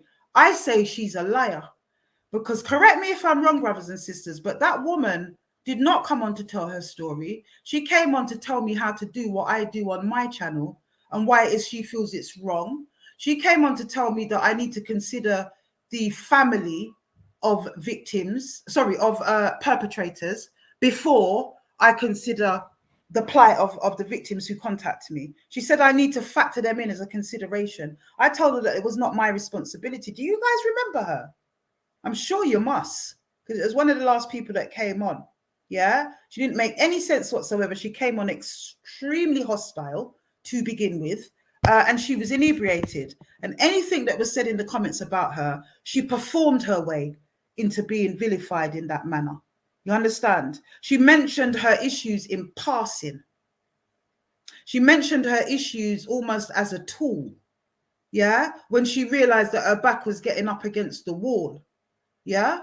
And for me as well, I don't understand why these people with these jaded pasts want to come and bright up themselves on people's platforms. I really don't get it, yeah, because I didn't look at my my DMs or my social media or anything like that over the Christmas period. But you see, when I turned on my phone, I could not believe the amount of messages from different people that knew this woman, that had been involved with this woman in one capacity or another. I could not believe it. Yeah. I was contacted by a particular key individual. I'm not going to say who that person was at this point for the protection of their own identity. But it's a very, very, very, very key problem. Very, very key problem. Sorry, person, rather. Very key person in that person that knows this individual. And they warned me. What was significant about the messages that I got, many messages, it wasn't 1 and 2. I said, whoa, who are all these people? It was almost like when I first called out rap. I mean, it wasn't quite that bad. But it hit me. It was a lot of people that had hit me up, that had been involved with this woman along the years, that had been in groups with her, you know, that had worked with her, whatever, revealing what this woman was really all about. And by all intents and purposes, she is a certified, diagnosed person with narcissistic personality disorder and borderline personality disorder, which I picked up on. Something weren't right with her, you know. She first came to notoriety when the Sun newspaper, The Sun, did an article on people that are were addicted to prescription drugs, and that's how she sort of came into the public forum. she used that notoriety, if you like, or that exposure to, I think, get some compensation, or I don't know how she did that, but she used that because prior to that, she was unknown. And she used that to launch her organization, which she came on to tell us about. Now, this woman was on my platform for nothing else apart from to showcase whatever she's doing, because whatever she's doing doesn't have as much traction as this campaign. We saw it come out at the end of when she was on the live, right? When she was about to get thrown off, she took herself off and shouted, "You're doing it for the fame." I thought, whoa, major projection there. I think it's you that's doing it for the fame, love. I think it's you that feel that you need the fame. Yeah, we're doing what we're doing and we keep on doing what we're doing. So yeah, this woman is a major narcissist. This woman has just about spat on everybody around her. Do you understand what I'm saying? The stories that I've heard, but there's one particular story that really upset me, and I heard it from several people as well. One particular story that upset me about her. She also tried, sorry, before I get to that, she also tried to push a narrative that we were against her because she's mixed race and we were being racist towards mixed race people. How very dare you, Mussington? How dare you? Number one, nobody doesn't subscribe to that mixed race rubbish narrative around here. Let me tell you that. We're one drop theorist people around here. I believe in one drop theory. Dr. Leonard Leakey taught us that black genes are dominant and white genes are recessive. So when a black man puts his seed inside a white woman, they produce a black child. We don't subscribe to even the term mixed race around here. So I don't know what you're talking about. Driving this narrative, and it's a real phenomena that happens in the UK, because I don't actually see the same thing happening in Black America, in the Caribbean and whatnot. They're just black people. They're just black people. You understand? They might get called a redskin at the very most. And even then, they're not. If they're mixed, they'll be called mixed. Redskin people are light-skinned black people. I have two red-skinned daughters and a dark-skinned son and a dark-skinned daughter. Yeah? They're redskin. It's a term that we use. But this individual is clearly not brought up in the community. Yeah? Clearly doesn't understand the social norms of the community. And she thought it was okay after a Surf Sisters posted a joke in a group. It was, I'm going to play it for you in a minute, actually. I've actually been sent it. So I'm going to play you, before we talk about her further, let me just play it. And you guys tell me if you think that this is something that a mixed race person should be upset about, feeling like that the black people who posted it are racist towards her. The hullabaloo that this woman drew up, the gaslighting which she accused us of gaslighting her, the gaslighting that she put these sisters through, all because they posted a video in a collective group which they all belong to, right? Of this Trinidadian comedian making the kind of jokes that we're very used to in our community and nobody else seems to take offense to. But what I understand is that this woman is all about destruction. Every single DM that I received about this woman ended with one word. It said, "Be careful, she is dangerous." I said, wow, she's dangerous? In what way? I'd like to see her bloody come and try. You understand me? She'd be ejected immediately in my arena.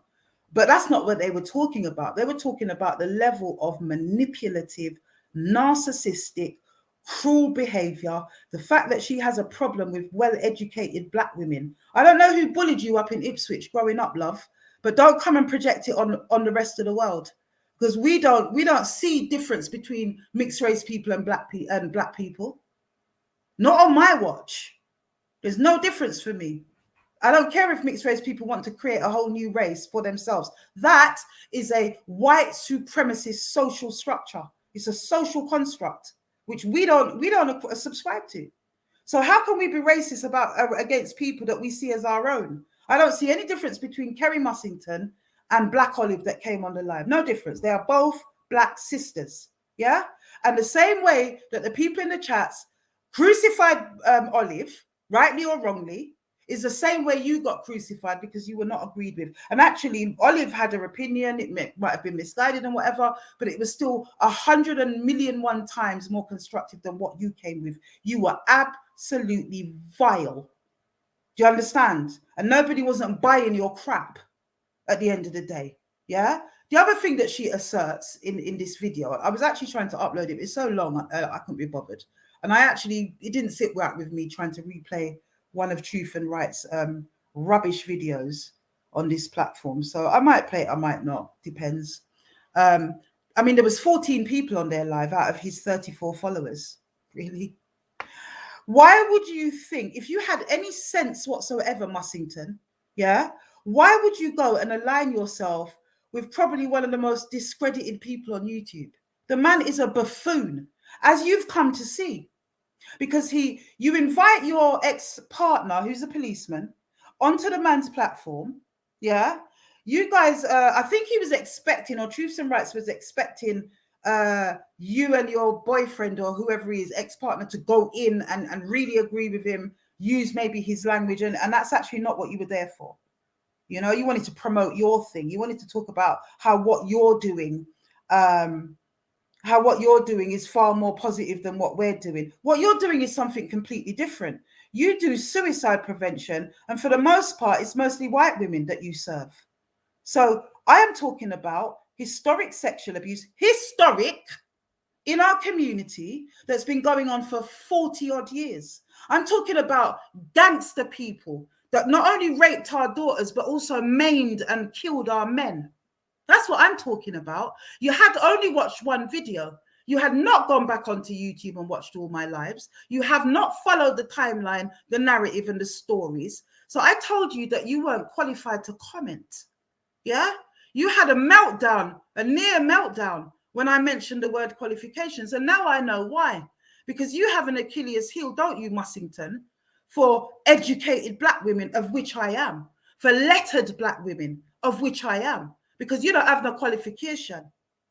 She reckons that she could tell that I was not a survivor because I show no compassion. Is this woman all right? Perhaps you should have done your due diligence and your homework, because then you would have heard my full story over 3 different lives. You would have heard about the paedophile that sexually abused me when I was a young person. You would have heard about the domestic violence. You fool. Do you understand? I picked up on all of your problems just in that one interaction that we had. I knew something was wrong. Yeah. And that's why I kind of spared you, because anybody who knows me knows the way that you come at me, I could have quite easily ripped out your underneath.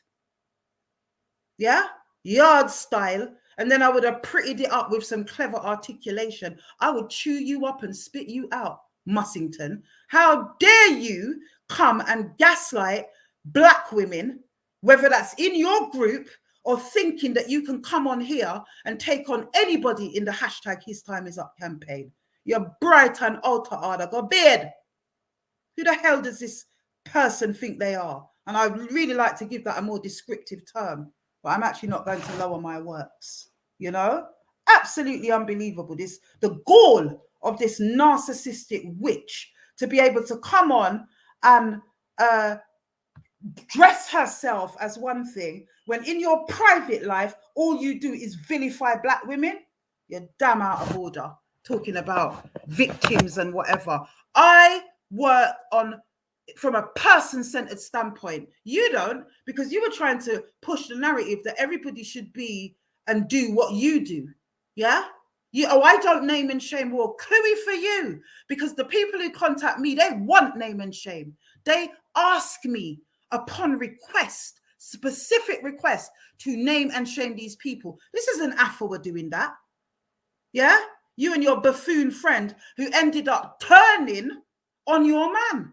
If you ever hear the filth this man had to say about his own guest. That's why I know Truths and Rights TV is not only a kunomono, an idiot, yeah, but he's actually a bit unhinged. Because how do you, as an internet host, it would be like me inviting Tropical on, having a conversation with man, bigging him up, and then switching on him. If you hear, this guy switched on Kerry Mussington's ex-partner monumentally. He switched in the middle of the interview and asked the guy, hold on a minute, are you black? The guy said, of course I'm black. Because the brother speaks with a out-of-town accent. Him asked the man if he's black. The man said, of course he's black. He said, well, speak ghetto then. Can you believe it? Oh my God, you know what? My brothers and sisters, I don't even know where to start with that. The man said to the man, speak ghetto then. Yeah? And he's got a more recent video out, which I viewed today, actually, calling the man, what's the name? For those of you that are old enough to remember, Kid somebody and the Coconuts. Remember him?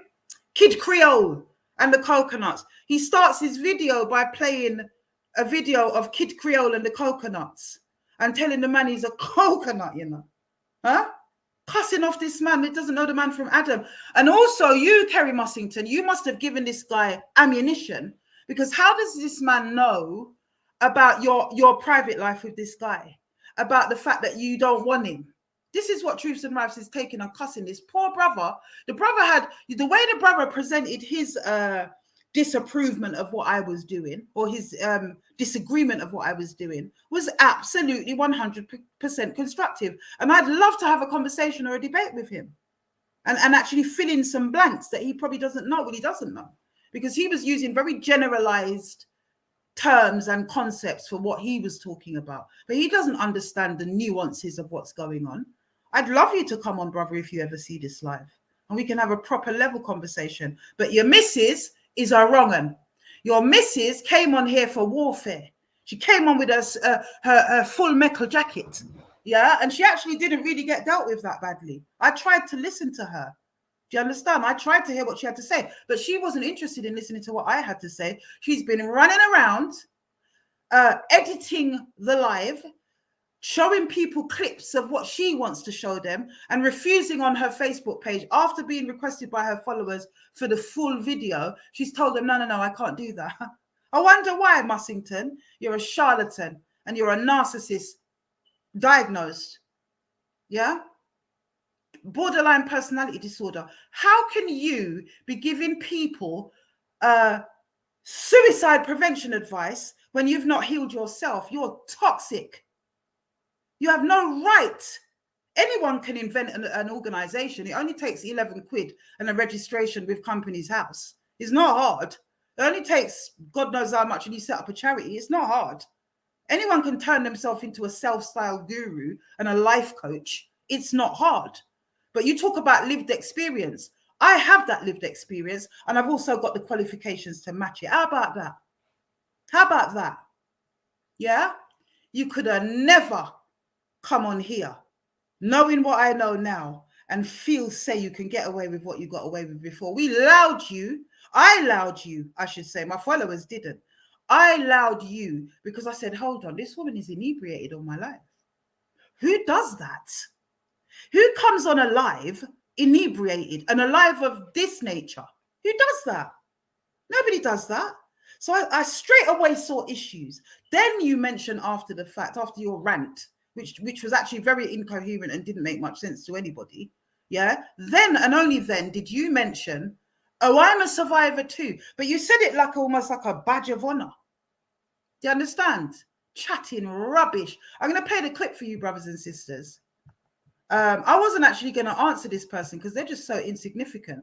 But when I saw she was running around doing the most and accusing my good people in here that have been on this journey from day one, most of them, of being racist towards mixed race people. Oh, do me a favor. That old chestnut. Like, we're not having that anymore. Mixed race people are black people. And stop it. Stop trying to separate yourselves and make yourself some sort of exclusive race. It's ridiculous. Yeah? In a minute, we're going to have a sister of mine, very dear sister of mine, who's been absolutely instrumental in this campaign, who set up the GoFundMe page. And guess what? She's of mixed heritage, but she was never brought up to believe that. She's black. You stupid woman. Idiot woman. Could have never come on there because I will absolutely crucify you. And as for Truths and Rights TV, please, Truths and Rights, just stop doing what you're doing. Yeah, the terms that he uses, dirty gal, this and that. He accuses me of hating black men, but you hate black women. You've got a white woman and mixed race children, by all accounts. Do you understand? You hate black women. The way you talk about the sisters, you cannot convince me that you love black women. You're an idiot. And also, I do need to stop mentioning you people, because all that happens is that you get a little bit of attention, because God knows you ain't getting it otherwise. You don't turn on no comments on your videos. Why not? Because you know what you're going to get. Yeah? You're going to get, you know what you're going to get if you turn on your comments, truths and rights, with your 34 followers and your 14 people watching on your lives. Kerry Mussington and his life had 14 people watching. Unbelievable. You would really put yourself through that for the sake of what? Attention, Mussington? Attention? You need to get a life. I'm going to play you the video that the sisters posted in their group. Yeah, and you tell me if this is racist towards mixed race people. Those of you that understand Caribbean culture, it's a video of a Trini man, yeah, and you'll see what he's talking about. Let me get this up. These people. So today I said, no, I'm actually going to answer them because they're out of order. And it isn't necessarily because of what she's saying about me and whatever. You say what you like, I don't really care. It's the fact that I've learned that you yourself, who accuse people of gaslighting you, are the biggest gaslighter of them all. You dysfunctional woman. Right, where is it? Here we go. Take this in, brothers and sisters, and then we'll talk about it. So a police officer and a coast guard shoot one another for this red girl. And you know what? She going and take her next man. What is he saying? Is your boy Jamel Entertainer here. And fellas, why we still doing this? Why we still doing this? These two men really out here like if it's the Wild Wild West and will kill each other over this red girl, boy? Now, obviously the younger generation lacking sense. So allow me to drop a little quote on here that changed my life. It goes like this.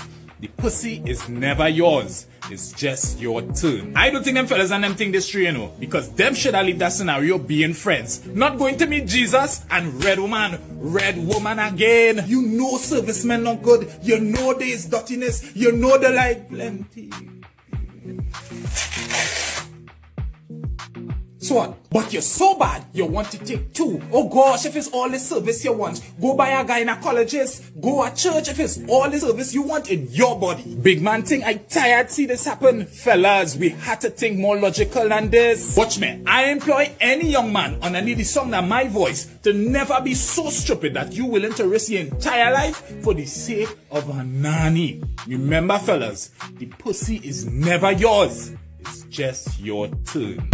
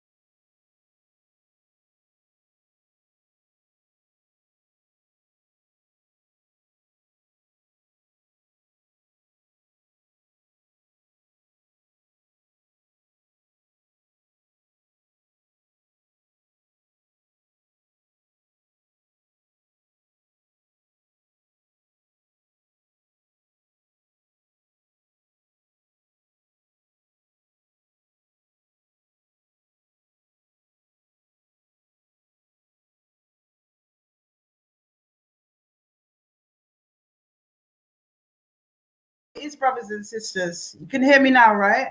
Did you guys actually hear the, you know what it is? Every time I play a video, it mutes me and then I have to manually unmute it myself.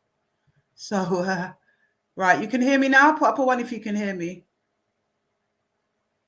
Right, sound is back. It's because I didn't unmute at that point. But yeah, what do you guys think of that, man? I'm going to put out the link. There's a sister that I want to come on right now for us to kind of chop that up and discuss that and talk about how she felt listening to that. Put up a one if you could actually hear the video. Could you guys hear the video of the Trinidadian comedian guy? All right, beautiful. Beautiful. Try and get this link up now. Moderator, if you can chuck it in for me, that'd be great as well. Let me put it up on the screen actually as well. Where are we? Got so many banners now. All right, so here's the StreamYard link on the screen, going across the bottom there. And I'm also going to stick it in the chats as well, so that we can start to invite comment. And I believe there may be one or two people in here tonight that know Mussington, Kerry Mussington, and may well want to comment. So let's see if I can ever get this link in the chat. But yes, Sister SP, if you can come on. Absolutely, she's clout chasing. Absolutely, 100% is she's clout chasing.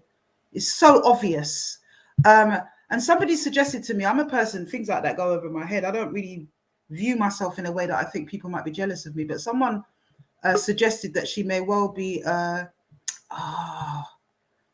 there's a brother that's looking to come on, brother, but it says that you will need to connect your mic before you come into the studio. So there's a sort of process. Once you come onto the stream, okay, you have to kind of go in and turn on, like connect your mic and your camera before you can actually come into the studio. So if you can do that, Ronnie, I just saw somebody called Ronnie, please, because you may well be the person that I very much want to speak to tonight. If you can come back, Ronnie. This laptop it's not even that old. I just think it's so heavily used. It's so heavily used that the poor thing is on its way out. It always gives me a problem when I want to copy and paste.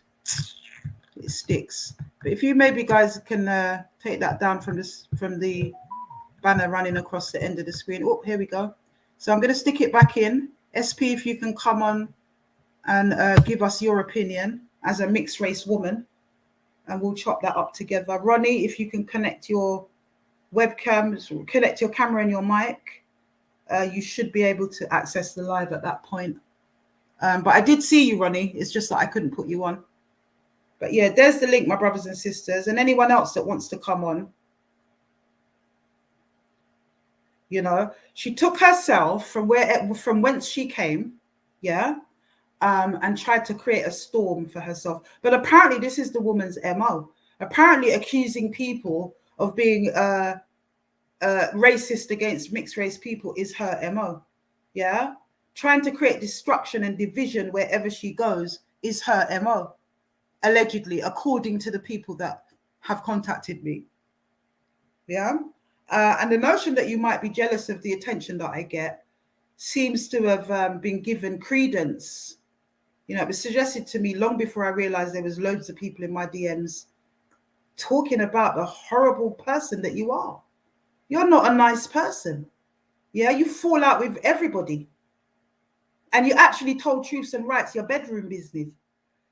You told Truths and Rights about your baby father or your ex-partner, I don't know if he's a baby father, about his business and the fact that his baby mother had stopped him seeing his children when he started going out with you, Kerry. According to Truths and Rights. Where did he get all that from? About the man. You know, that's a low down thing. Because you actually, it's not as if you're in any kind of acrimony with this man. By all intents and purposes, from what I can understand, you know, you guys are quite friendly.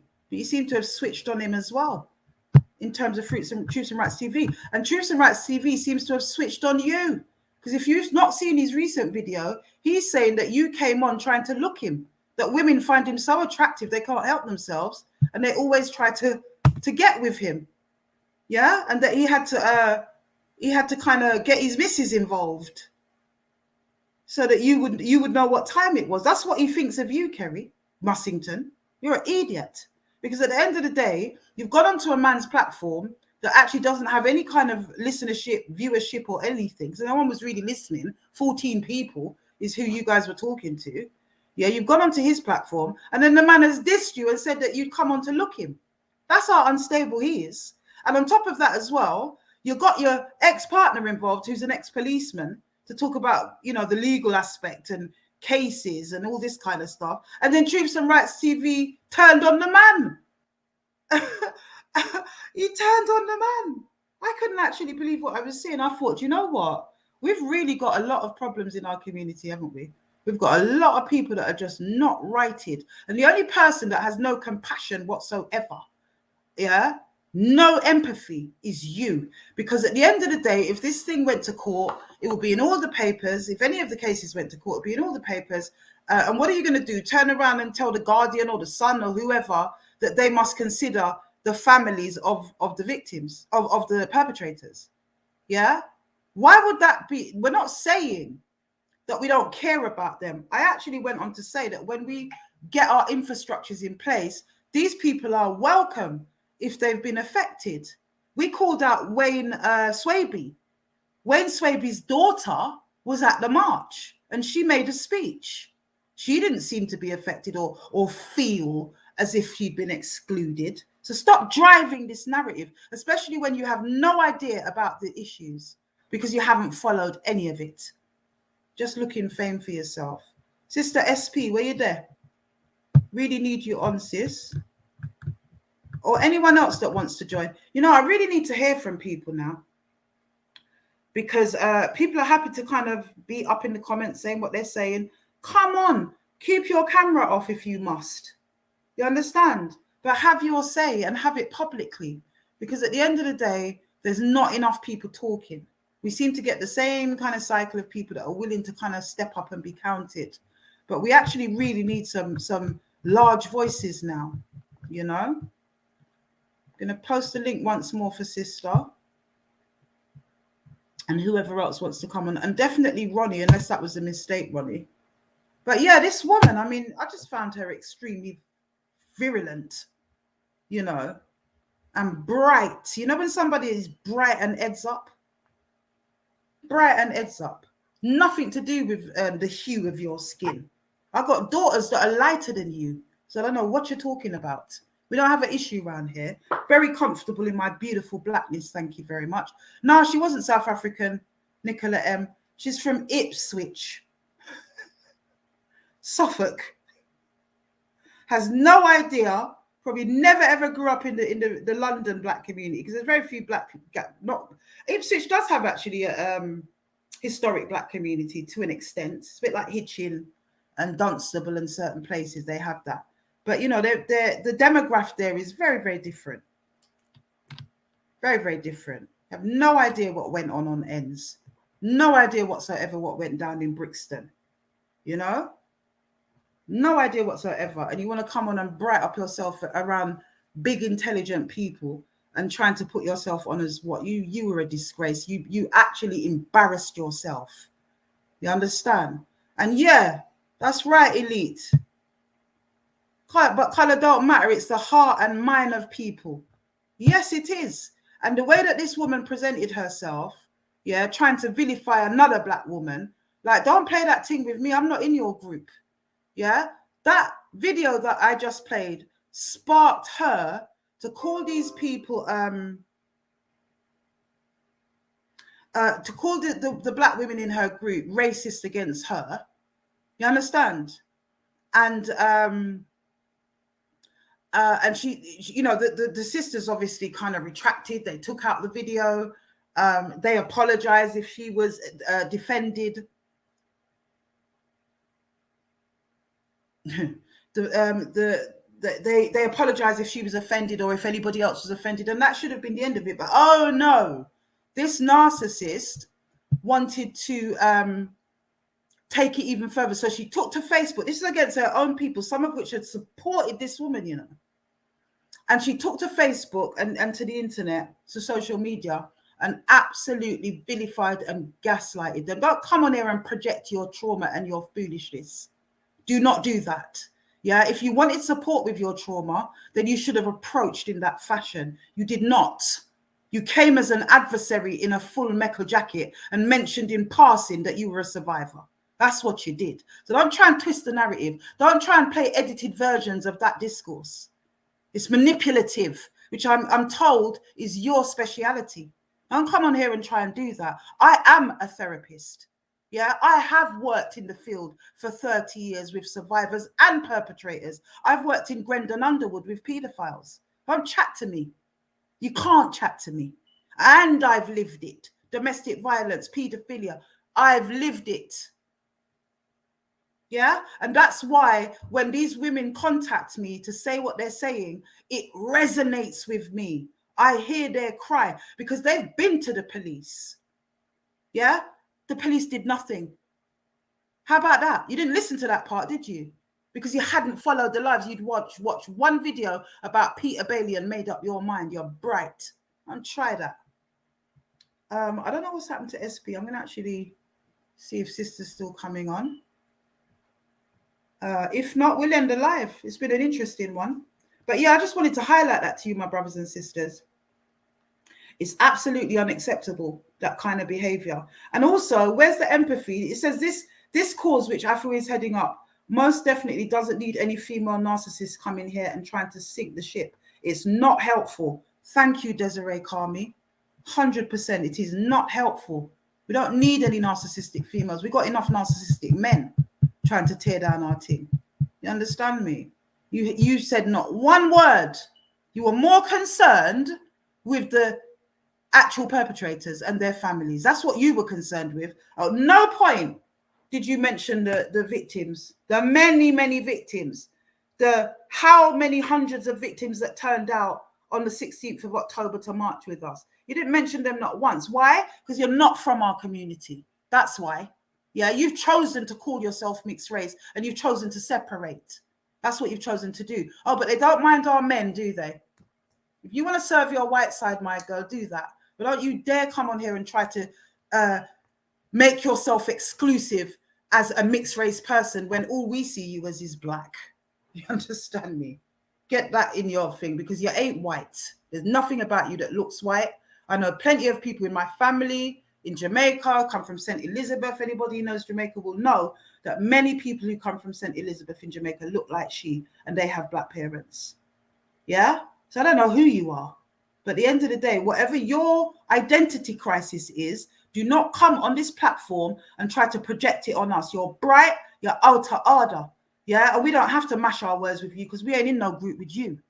You came on my platform, mine. I've not been on your platforms. I've never heard of you in your project, your mum project or whatever it's called, prior to you coming on and trying to get followers for that. Never heard of you. Never, ever, ever. But you'd heard of me though, hadn't you? Oh, yeah. You heard of me. Narcissist, out of order. You know. Yeah, apparently this woman just causes destruction and trouble wherever she goes. This is what I've been told. No? I'm just going to mute up for a second, my brothers and sisters. Just going to mute up for 1 second. Give me a second there. That's what I love about these lives. They're totally organic.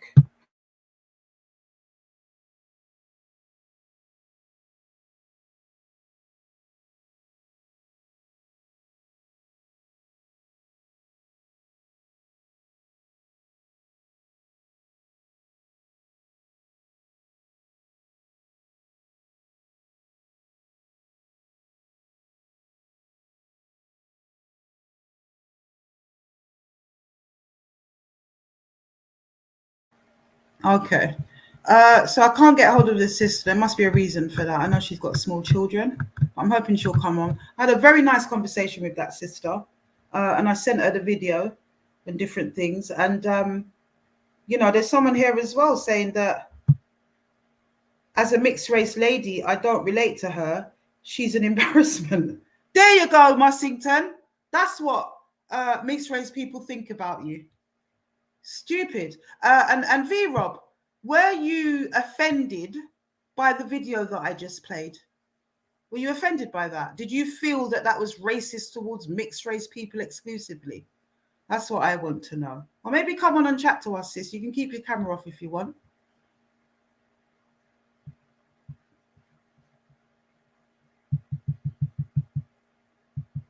Yeah, maybe come on and chat to us. You can keep your camera on if you want.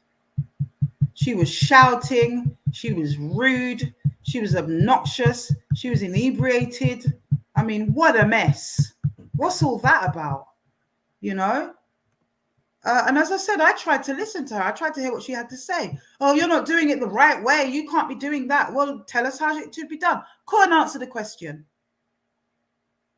Could not answer the question, you know? Talk about the victims. Talk about the fact that these women have suffered for 40 years in silence because they are so afraid to speak out with these nasty men who have the same condition as you, by the way, narcissistic personality disorder, most of them, especially Rat and Eamon Edwards and people like that, especially them, you know? That's who we represent. I made one video about Rat, which was overdue. Everybody knows it was overdue. There was an absolute viral outpouring on the back of that video. And that caused other women to come forward, fill up my DM saying, Afua, please, will you call out my perpetrator as well? Look at the plight of Sister Donna with Tony Buttons, kidnapped from her house on her way to school every morning. Every morning this man would come, or every day, whenever it was, this man would come. Ronnie, your device is not connected, brother. Can someone come on and actually tell brother how to do it? I really want to talk to this brother, Ronnie. Can somebody come on and tell us how to do it? It says devices are not connected, Ronnie. I better take him out, otherwise I don't think he can even hear me. Let's have a look. Okay. Yeah, Ronnie. Yeah, Ronnie, if you could, I know it's a bit weird, especially if you're not good with technology like me.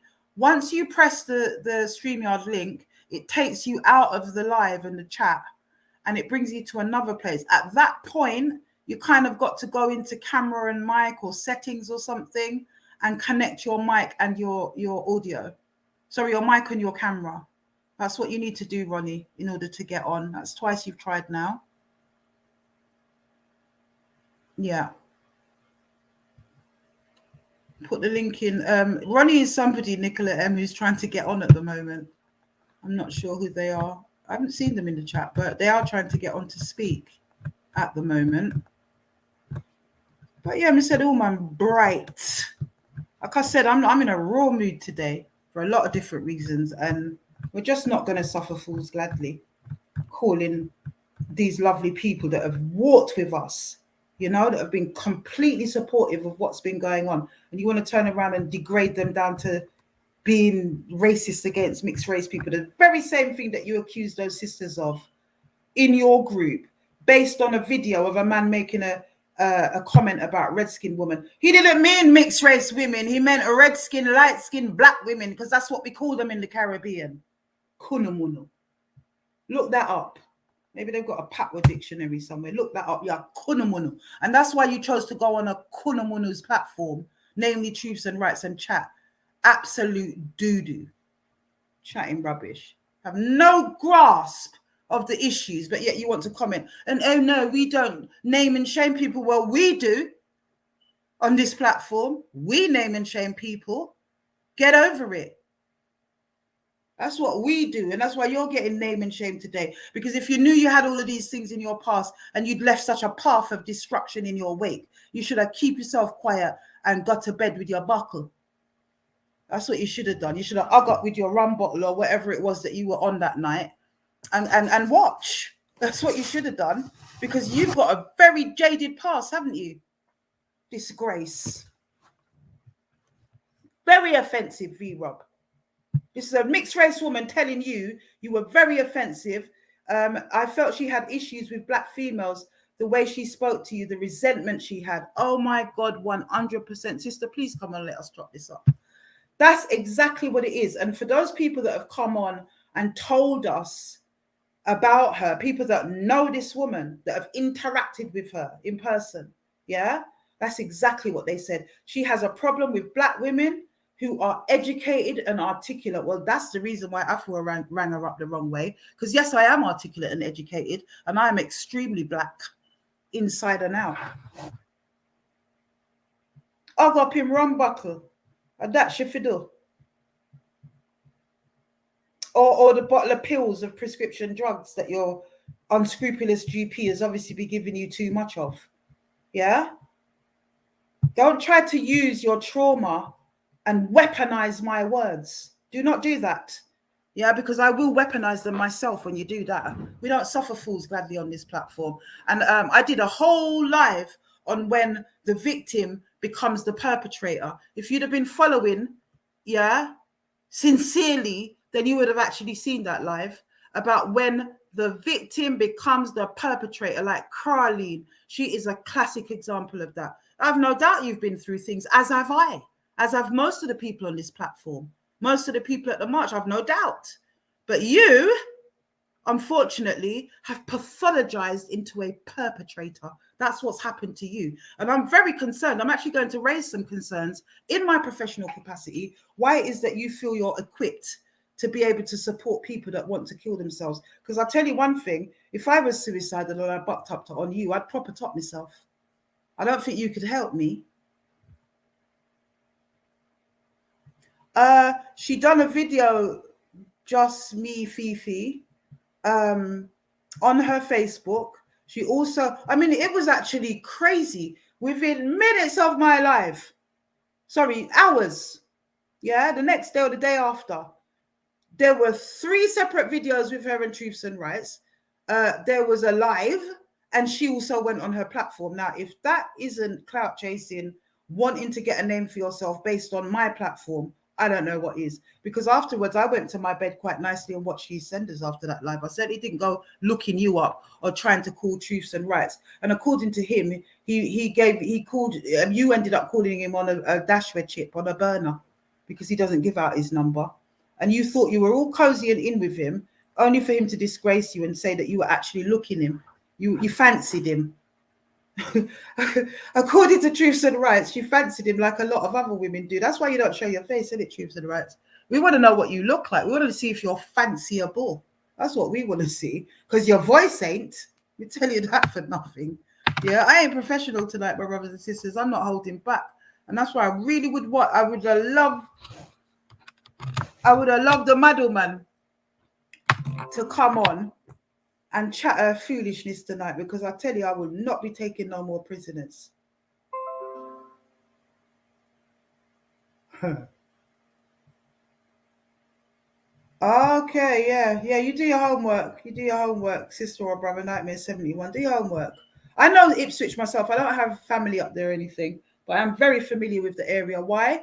Because I used to train at Suffolk University, actually, which is quite near to Ipswich, or in Ipswich. Suffolk University is one of the few universities that hosts prison officer training. They've got a whole prison officer course going on up there.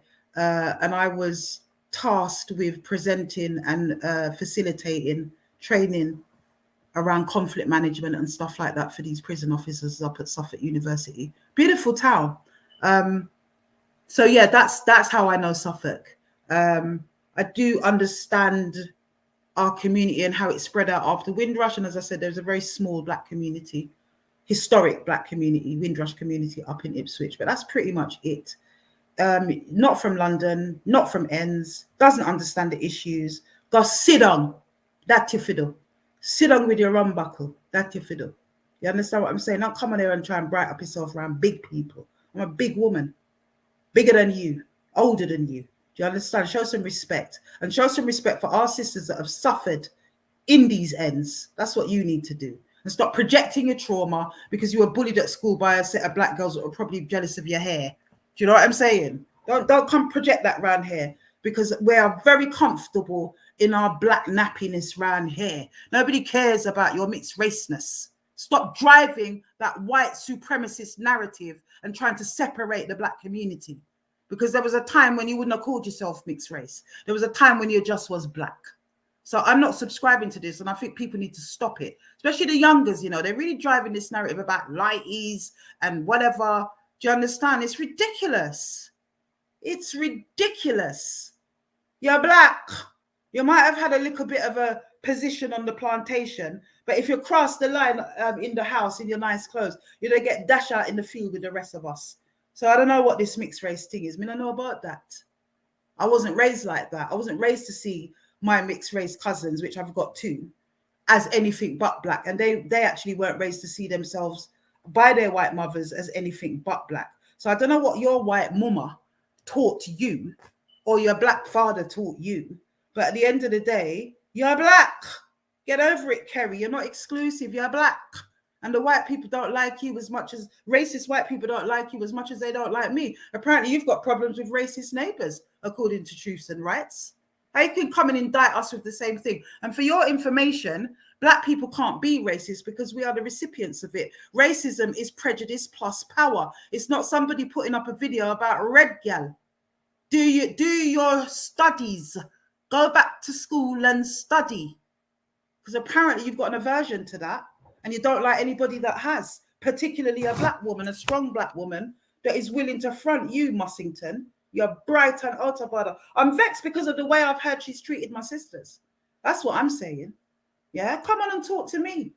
You and your little idiot sidekick, Truths and Rights. Because I truly believe you people must have known each other. It's either that or you are truly a wrong'un, a messed up wrong'un, that you could invite your baby father onto the man's platform just for the man to dun him and vilify him. Or you and him have been talking a long time.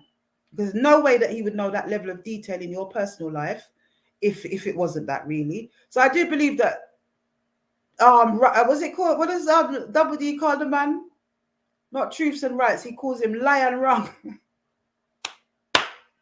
Lies and wrongs. I do believe that lies and wrongs, yeah, and you have some kind of affiliation. I believe it. Either that or you just chat the hell of your business to some fool that you've never met, which again for me is dysfunctional. You know, especially you're not in an acrimony with the man. The man came on Truths and Rights platform on your say so because you sent him a video, a clip of a video. I mean, you brother should have really gone and do your due diligence as well, but you didn't. You took your woman at face value, didn't you? And that was folly as well. Yeah, because you're so not in touch with any of the issues that exist here. We don't care about court cases right now in terms of those historic issues. When I say we don't care about court cases, what I mean is we are going to try to reopen cases, which is a very, very difficult thing to achieve, by the way. But what you don't seem to understand is that we're dealing with a police informant that was allowed to run with impunity through the community, and it was aided and abetted by the police. So stop talking about cases. And I don't call out anything that these victims don't want me to call out. I don't call out anything that could harm them. If there is a case, I don't talk about it at all. If there's an ongoing case, yeah? I cherry pick what I do talk about. So it might seem like I'm giving away evidence to you, but you don't know what the evidence is. So how can you make that assumption or that assertion? It doesn't make any sense.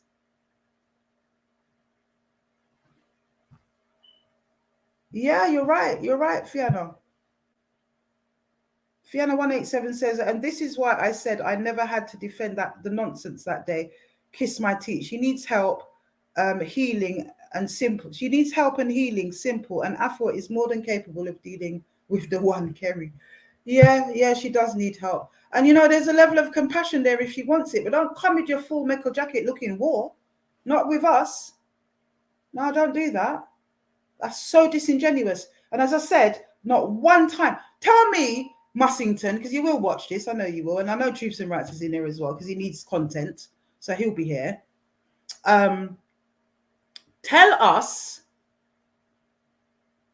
just give an example of a victim. Talk about one of the victims, what they've been through. And actually, what she doesn't know, yeah, is that Peter Bailey's victim that we're talking about is actually mixed race as well. That sister there's mixed race. If that's the label that we're using your label. I didn't say she was mixed race because it wasn't a thing for me. She's a sister. She's black. But that's what she is. She's mixed race. She doesn't have a problem with anything that I've said. Not at all. She contacted me to call out Peter Bailey. She asked me to play those voice notes because he already had. It was already in the public domain. I had them anyway, and I didn't play them because they were part of police evidence. Yeah? He played them. They were already out in the public arena. What I did was I played the voice notes that he didn't play. Yeah? It was on a thread. He only played you some of them and tried to twist the narrative in very much the same way that you have, Mussington. That's what happened. When the sister wanted that to be debunked and for the truth to be outed, she sent me those extra voice notes. Yeah, there was extra ones that she sent. I had some from before, and she said, please play them so that we can show this man up to be a liar, which I believe that we did, because nobody believed him from the beginning anyway. Off-key character. And what makes me laugh, even the one Dades and the rest of them, the minute I go for them and I really understand what's going on, because much of the time they come and I've never heard of them, never seen them, I don't know who these people are. I go off and do my research on the back of them coming on my live, not the other way around. And then I get to find out that they're really strange, jaded characters. That's what happens. And once I go on the next week and I say what I say, I never see them again. Yeah, Kerry does need to seek help with Alcoholics Anonymous, because if you can't control your drink to a level where you don't know that it's not cool to come on while you're inebriated. Nobody's saying you can't sit in your yard and get tipsy on a Friday night watching YouTube. Nobody's saying you can't do that. But why would you bright up yourself and come on in the public in that state and expect people to love you? And then come so aggressively. Maybe that was the drink. I've seen her since that, where she doesn't seem inebriated, and actually she's a lot calmer. So clearly you have a problem. If drink is something that overtakes your personality in that way, that suggests to me that there's been, extended use of alcohol, misuse of alcohol. That's what it suggests to me. If you can't control yourself. And I'm a substance misuse expert. I hate that game. I came out of the drugs field, and then I specialized in early childhood trauma. So I'd like to see you come and debate me, because you certainly weren't debating that night. You were screaming, you were abusive, you felt that you'd come on for battle when there weren't nobody fighting, and it was an absolute disgrace. That's what you were called on. Nobody talked about the color of your skin. Nobody talked about that on that night. Not one person. They talked about you being an idiot. They talked about you being drunk. They talked about all of those things. They called you names along those lines, but nobody talked about you being a mixed race person. You and Truths and Rights introduced that narrative.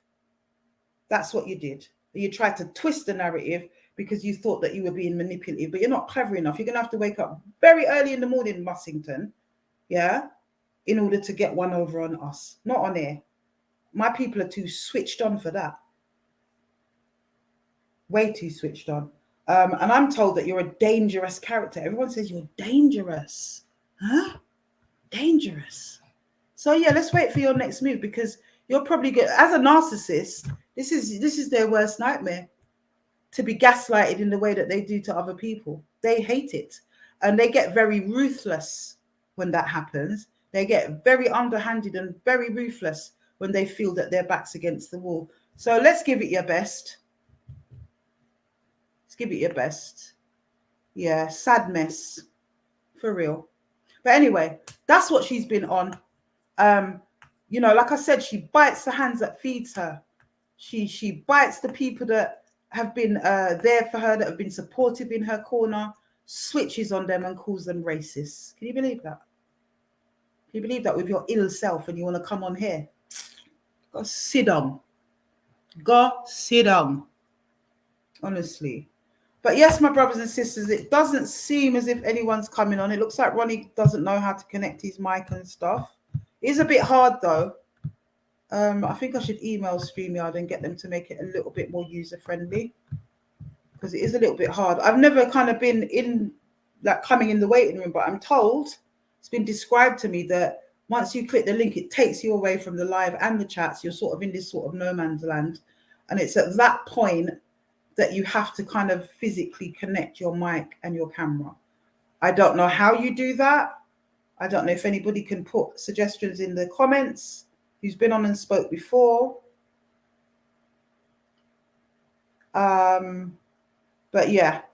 So yes, my brothers and sisters, so ends the presentation for tonight. It looks as if we're not going to get any callers, which is a shame. I really enjoyed interviewing Tropical. I think he's a really exemplary young man. I love his vibes.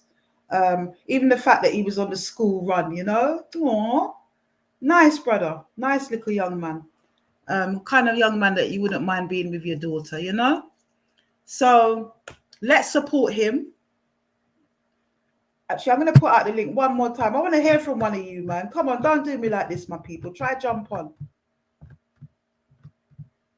Yeah, the Prophet Muhammad married a 6-year-old. He was 53. That's very true. I believe she was 9, though, sister.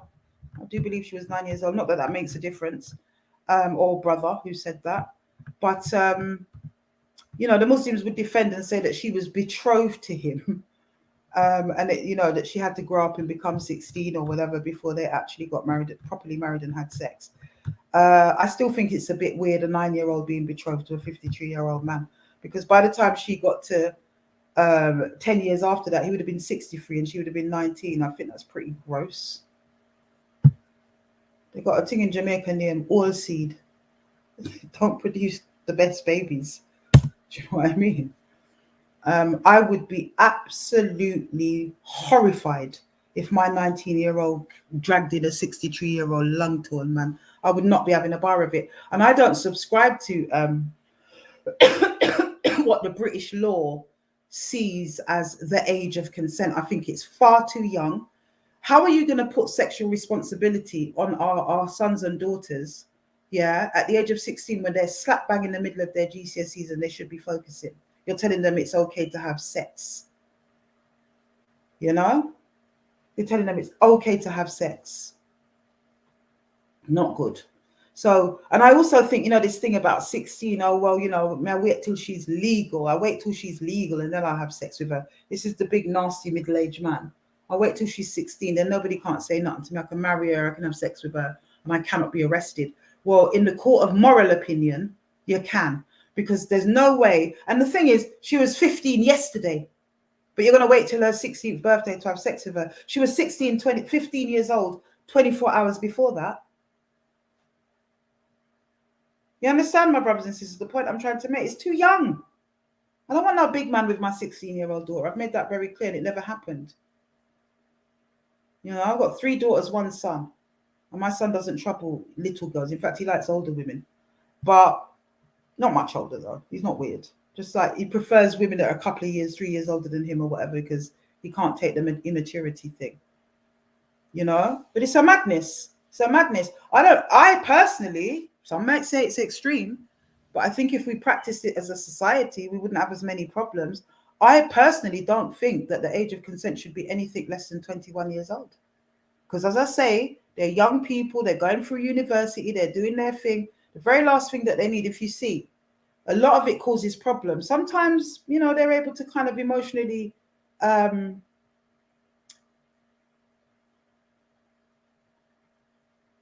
they're able to emotionally manage things, and they have their little boyfriend in university.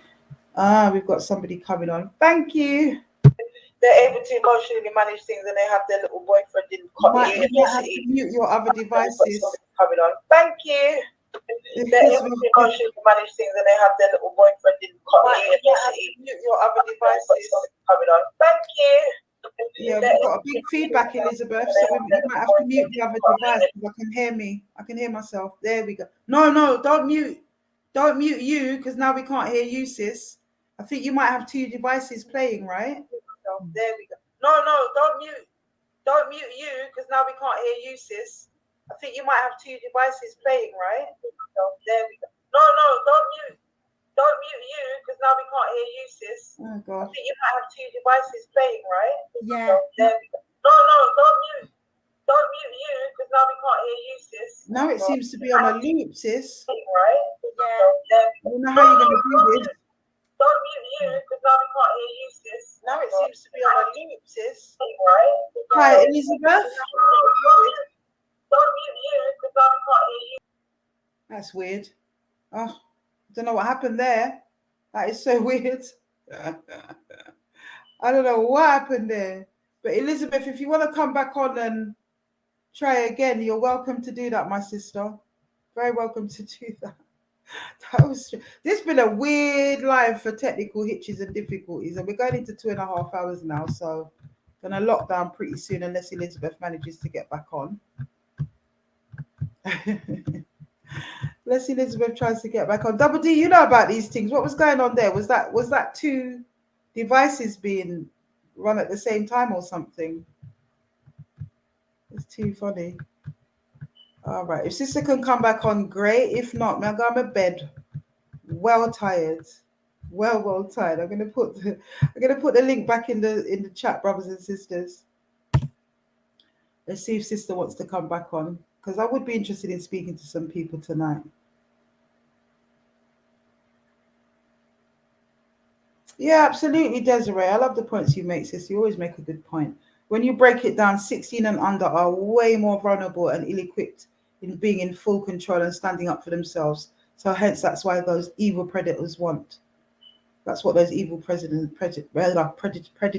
want. Absolutely. 16 is too young. And I know we all did it. You know, well, I didn't. I didn't lose mine until I was nearly 17. And that was with my first daughter's dad, who was a lovely man, and still is a lovely man, a great dad, great husband. Yeah, and he supports our daughter to this day. So, all right, yes, she was using two devices. Come on again, but turn one of the devices down or mute it or something, sis. Love to hear from you. Unfortunately, no, it's not. Somebody's asked a really good question. Is the meeting with the commander of Lambeth MPs and a public meeting? It's not at the moment. It will definitely be a private meeting, but I am hoping to broker a public meeting at some point. But we're going to have to think about security. We're going to have to think about a lot of things. Because as you well know, my life is a constant threat from these evilest people that seek to silence us and keep these issues underground. But yeah, definitely moving forward. Look, there's so much happening, guys. You guys are keeping me here. I should have gone already. I should be in a place that looks like my background right now. But there's so much to be done, man. I just don't feel able to step away and leave it open. You know, I need to kind of fully utilize my presence here. And make sure that there's enough infrastructure in place that it can be run, and it will run in my absence. Once that's on the ground and that's up and running, and certain other things that we need to get out of the way is done, then I can get back to the background. But that's okay. You know, we're nomads. Don't matter where it is. The earth is the Lord's and the fullness thereof, right? It don't matter where we are, really. At the end of the day, getting used to the cold again now a little bit, so it is what it is. That's the main thing I run from, and the whole COVID agenda as well. It's just, yeah, it's not the one for me, you know. Yeah. So Lisbeth, not coming back on, sister?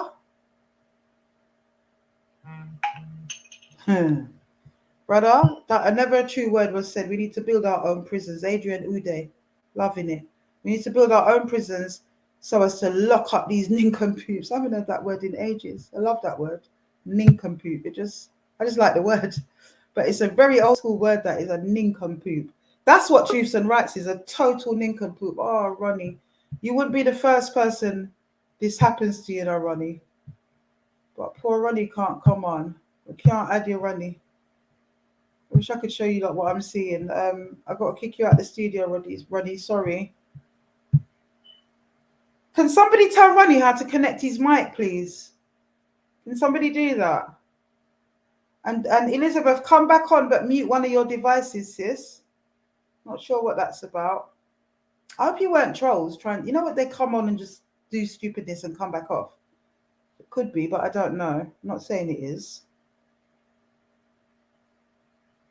Yeah, and subscribe to Double D TV if you're not already a subscriber. God bless your soul. Double D. God bless your soul.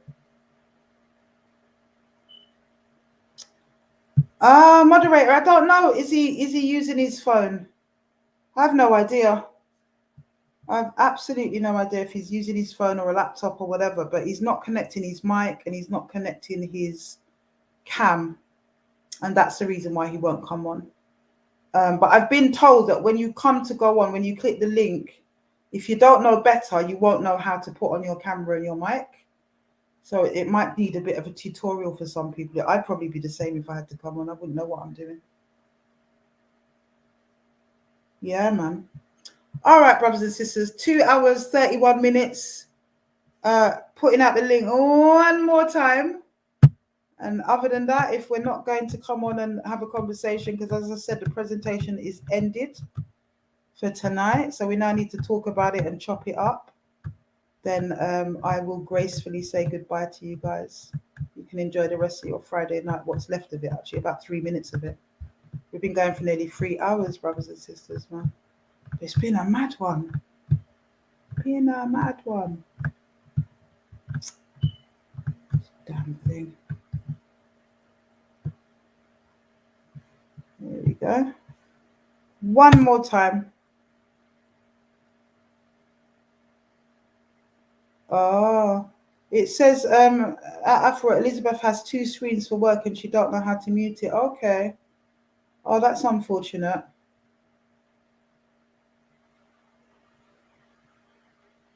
It is Frenchman's Cove, by the way, Akla. Somebody spotted it. It is Frenchman's Cove. One of my favorite places in Jamaica. But yes, it is Frenchman's Cove. Whoever's saying it isn't, that's wrong, because it is. Yo, I'm going to be going there before I make my other rounds. I'm definitely going to be going there. I haven't been back to Jamaica since 2019 because of the whole COVID debacle and whatever. But I'm definitely overdue. And just speaking to the vibes of Jamaica, just speaking to the brothers over the last 24 hours and stuff, him and his manager, wonderful brother called Bully. It really made me homesick, man. I was like, oh my God, I could hear the sounds. I could almost smell it. And Jamaica is just one of my best places on earth. I absolutely love the place. But Jamaica's going through a hell of a transition at the moment. I'm not going to say Jamaica's mash up. Feels like it is, but I know the strength of character within these people. We're going to have an update on Peter Bailey, hopefully before the end of the weekend, Madrasta. And I'll be able to bring you lots of news one way or the other. Yes, Double D, we know you were there a few weeks ago. Don't start show off, can we?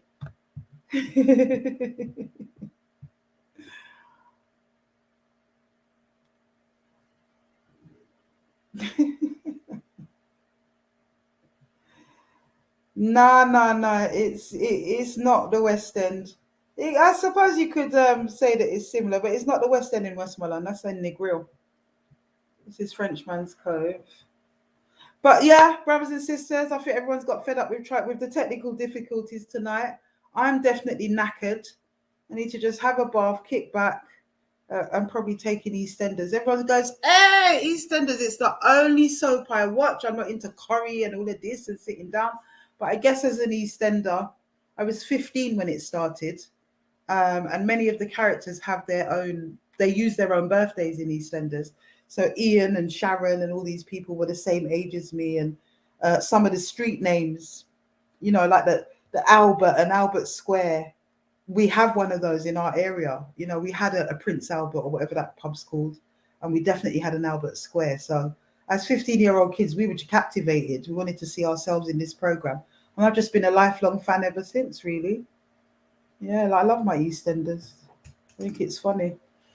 Yes, my brothers and sisters, as always, it has been an absolute pleasure. I'm glad that we were able to cover as much as we did. I'm glad that we were able to deconstruct the narcissist known as Kerry Mussington. I'm glad we were able to do all of that. You shouldn't send for people if you don't want it back in return, my sister. In my sock pan the rum buckle, yes. Him drop out a rum tree, as my father would say. Drop out a rum tree. So yeah, you should never try to vilify and gaslight anybody and project and say that's what we're trying to do for you if you didn't want trouble. You understand me? And I never invited these people. I did not go looking for this woman. I didn't pay them no mind, because the minute I saw her on Truths and Rights, I thought, oh, here we go. They're just all dysfunctional together. Truths and Rights. If you'd have picked a credible platform, I might have had some respect for you, but you didn't. You went and rush up and heads up yourself and called Truths and Rights TV, because he was the only person on the back of that live that was giving you any kind of props. Why? Because he has some sort of obsession with me. That's what it is. He's obsessed with talking about Afua. The most amount of views that he gets on his Dege platform is when he's talking about me. So obviously he's obsessed with making that happen, you know. And you know the other thing I want to say about Truths and Rights TV before it goes out of my head, you're Grenadian, bruv. What? You're ashamed of your Grenadian accent? Talk Grenadian. Why are you always trying to talk Jamaican patois, please? Talking about bomber clot and calling people names? You know, I never did like that. It feels like when white people try and do it. If you're old enough to remember Jim Davison, feels like that. Be yourself, you utter nincompoop. You're a kunamuno about you're going to done Afua off social media. Actually, we're going to take you down because the amount of misogynistic, nasty, abusive comments that you make about people, my brothers and sisters, everybody on this live, there's 340 of us right now on this live. I want everybody to go to Truths and Rights TV's channel and pages and start complaining about his videos. That's what I want you to do. Let's see who's going to shut who down. Yeah? We need to start doing that. We need to be proactive up in this thing. Do you understand? In the same way that those, Anointed is Ronnie. Well, try and come on again if you want to, brother. I've still got a little bit of time before I jump off. In the same way, like the trolls used to try and shut down my lives, they were very successful in doing that because what they did was organize themselves and go en masse and complain to Instagram. Yeah, and Instagram would just shut off the live. We need to do that to Truths and Rights TV. I've actually had enough of his grating, idiotic voice. I really have.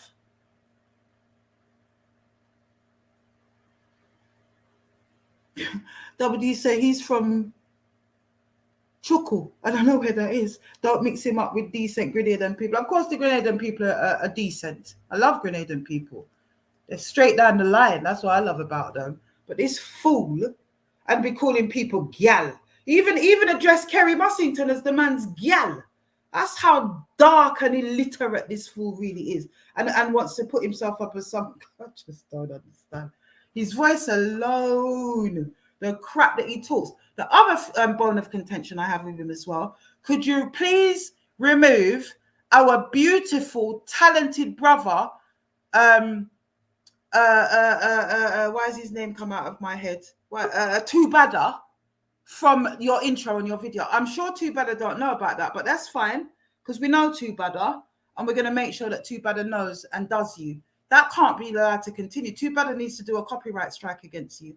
How dare you put up Too Badder, one of the most positive lyricists that we have in our community at the moment, and put it up on your poor excuse of a channel. The minute I outed that, or I mentioned that he only had 34 followers, you don't see his followers on his platform anymore.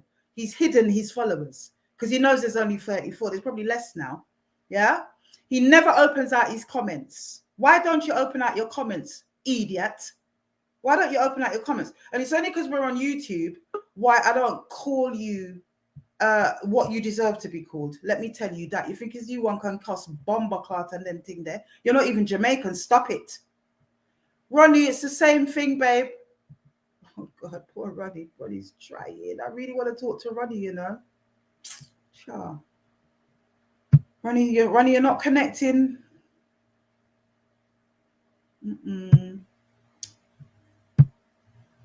Sorry, Ronnie, mate. You're still not connecting your camera and your mic, brother. Need to do that. I know brother wants to get on. Maybe try again next week, bro. Brothers and sisters, it says 2.64 subscribers on his channel. That's made up. There is no way it says that. I've not seen that. Desiree, I've not seen that at all. There's no way that he could have got 2 point whatever subscribers on his channel. That must be a fake channel within such a short period of time. Last I looked, the man had 34 subscribers. Allow me to tell Double D.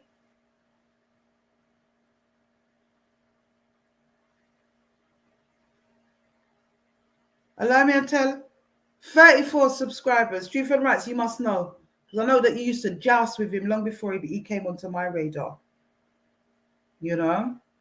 So I don't know about this 2.6 whatever. It must be him saying that. I've got 2.63k, 63k subscribers. That's what I've got. He had 34. You know? Doing what you're doing for how many years and nobody ain't listening to you. You're an idiot, man. Big idiot. Yeah, I know, Ronnie, but you're not connecting your camera, bro.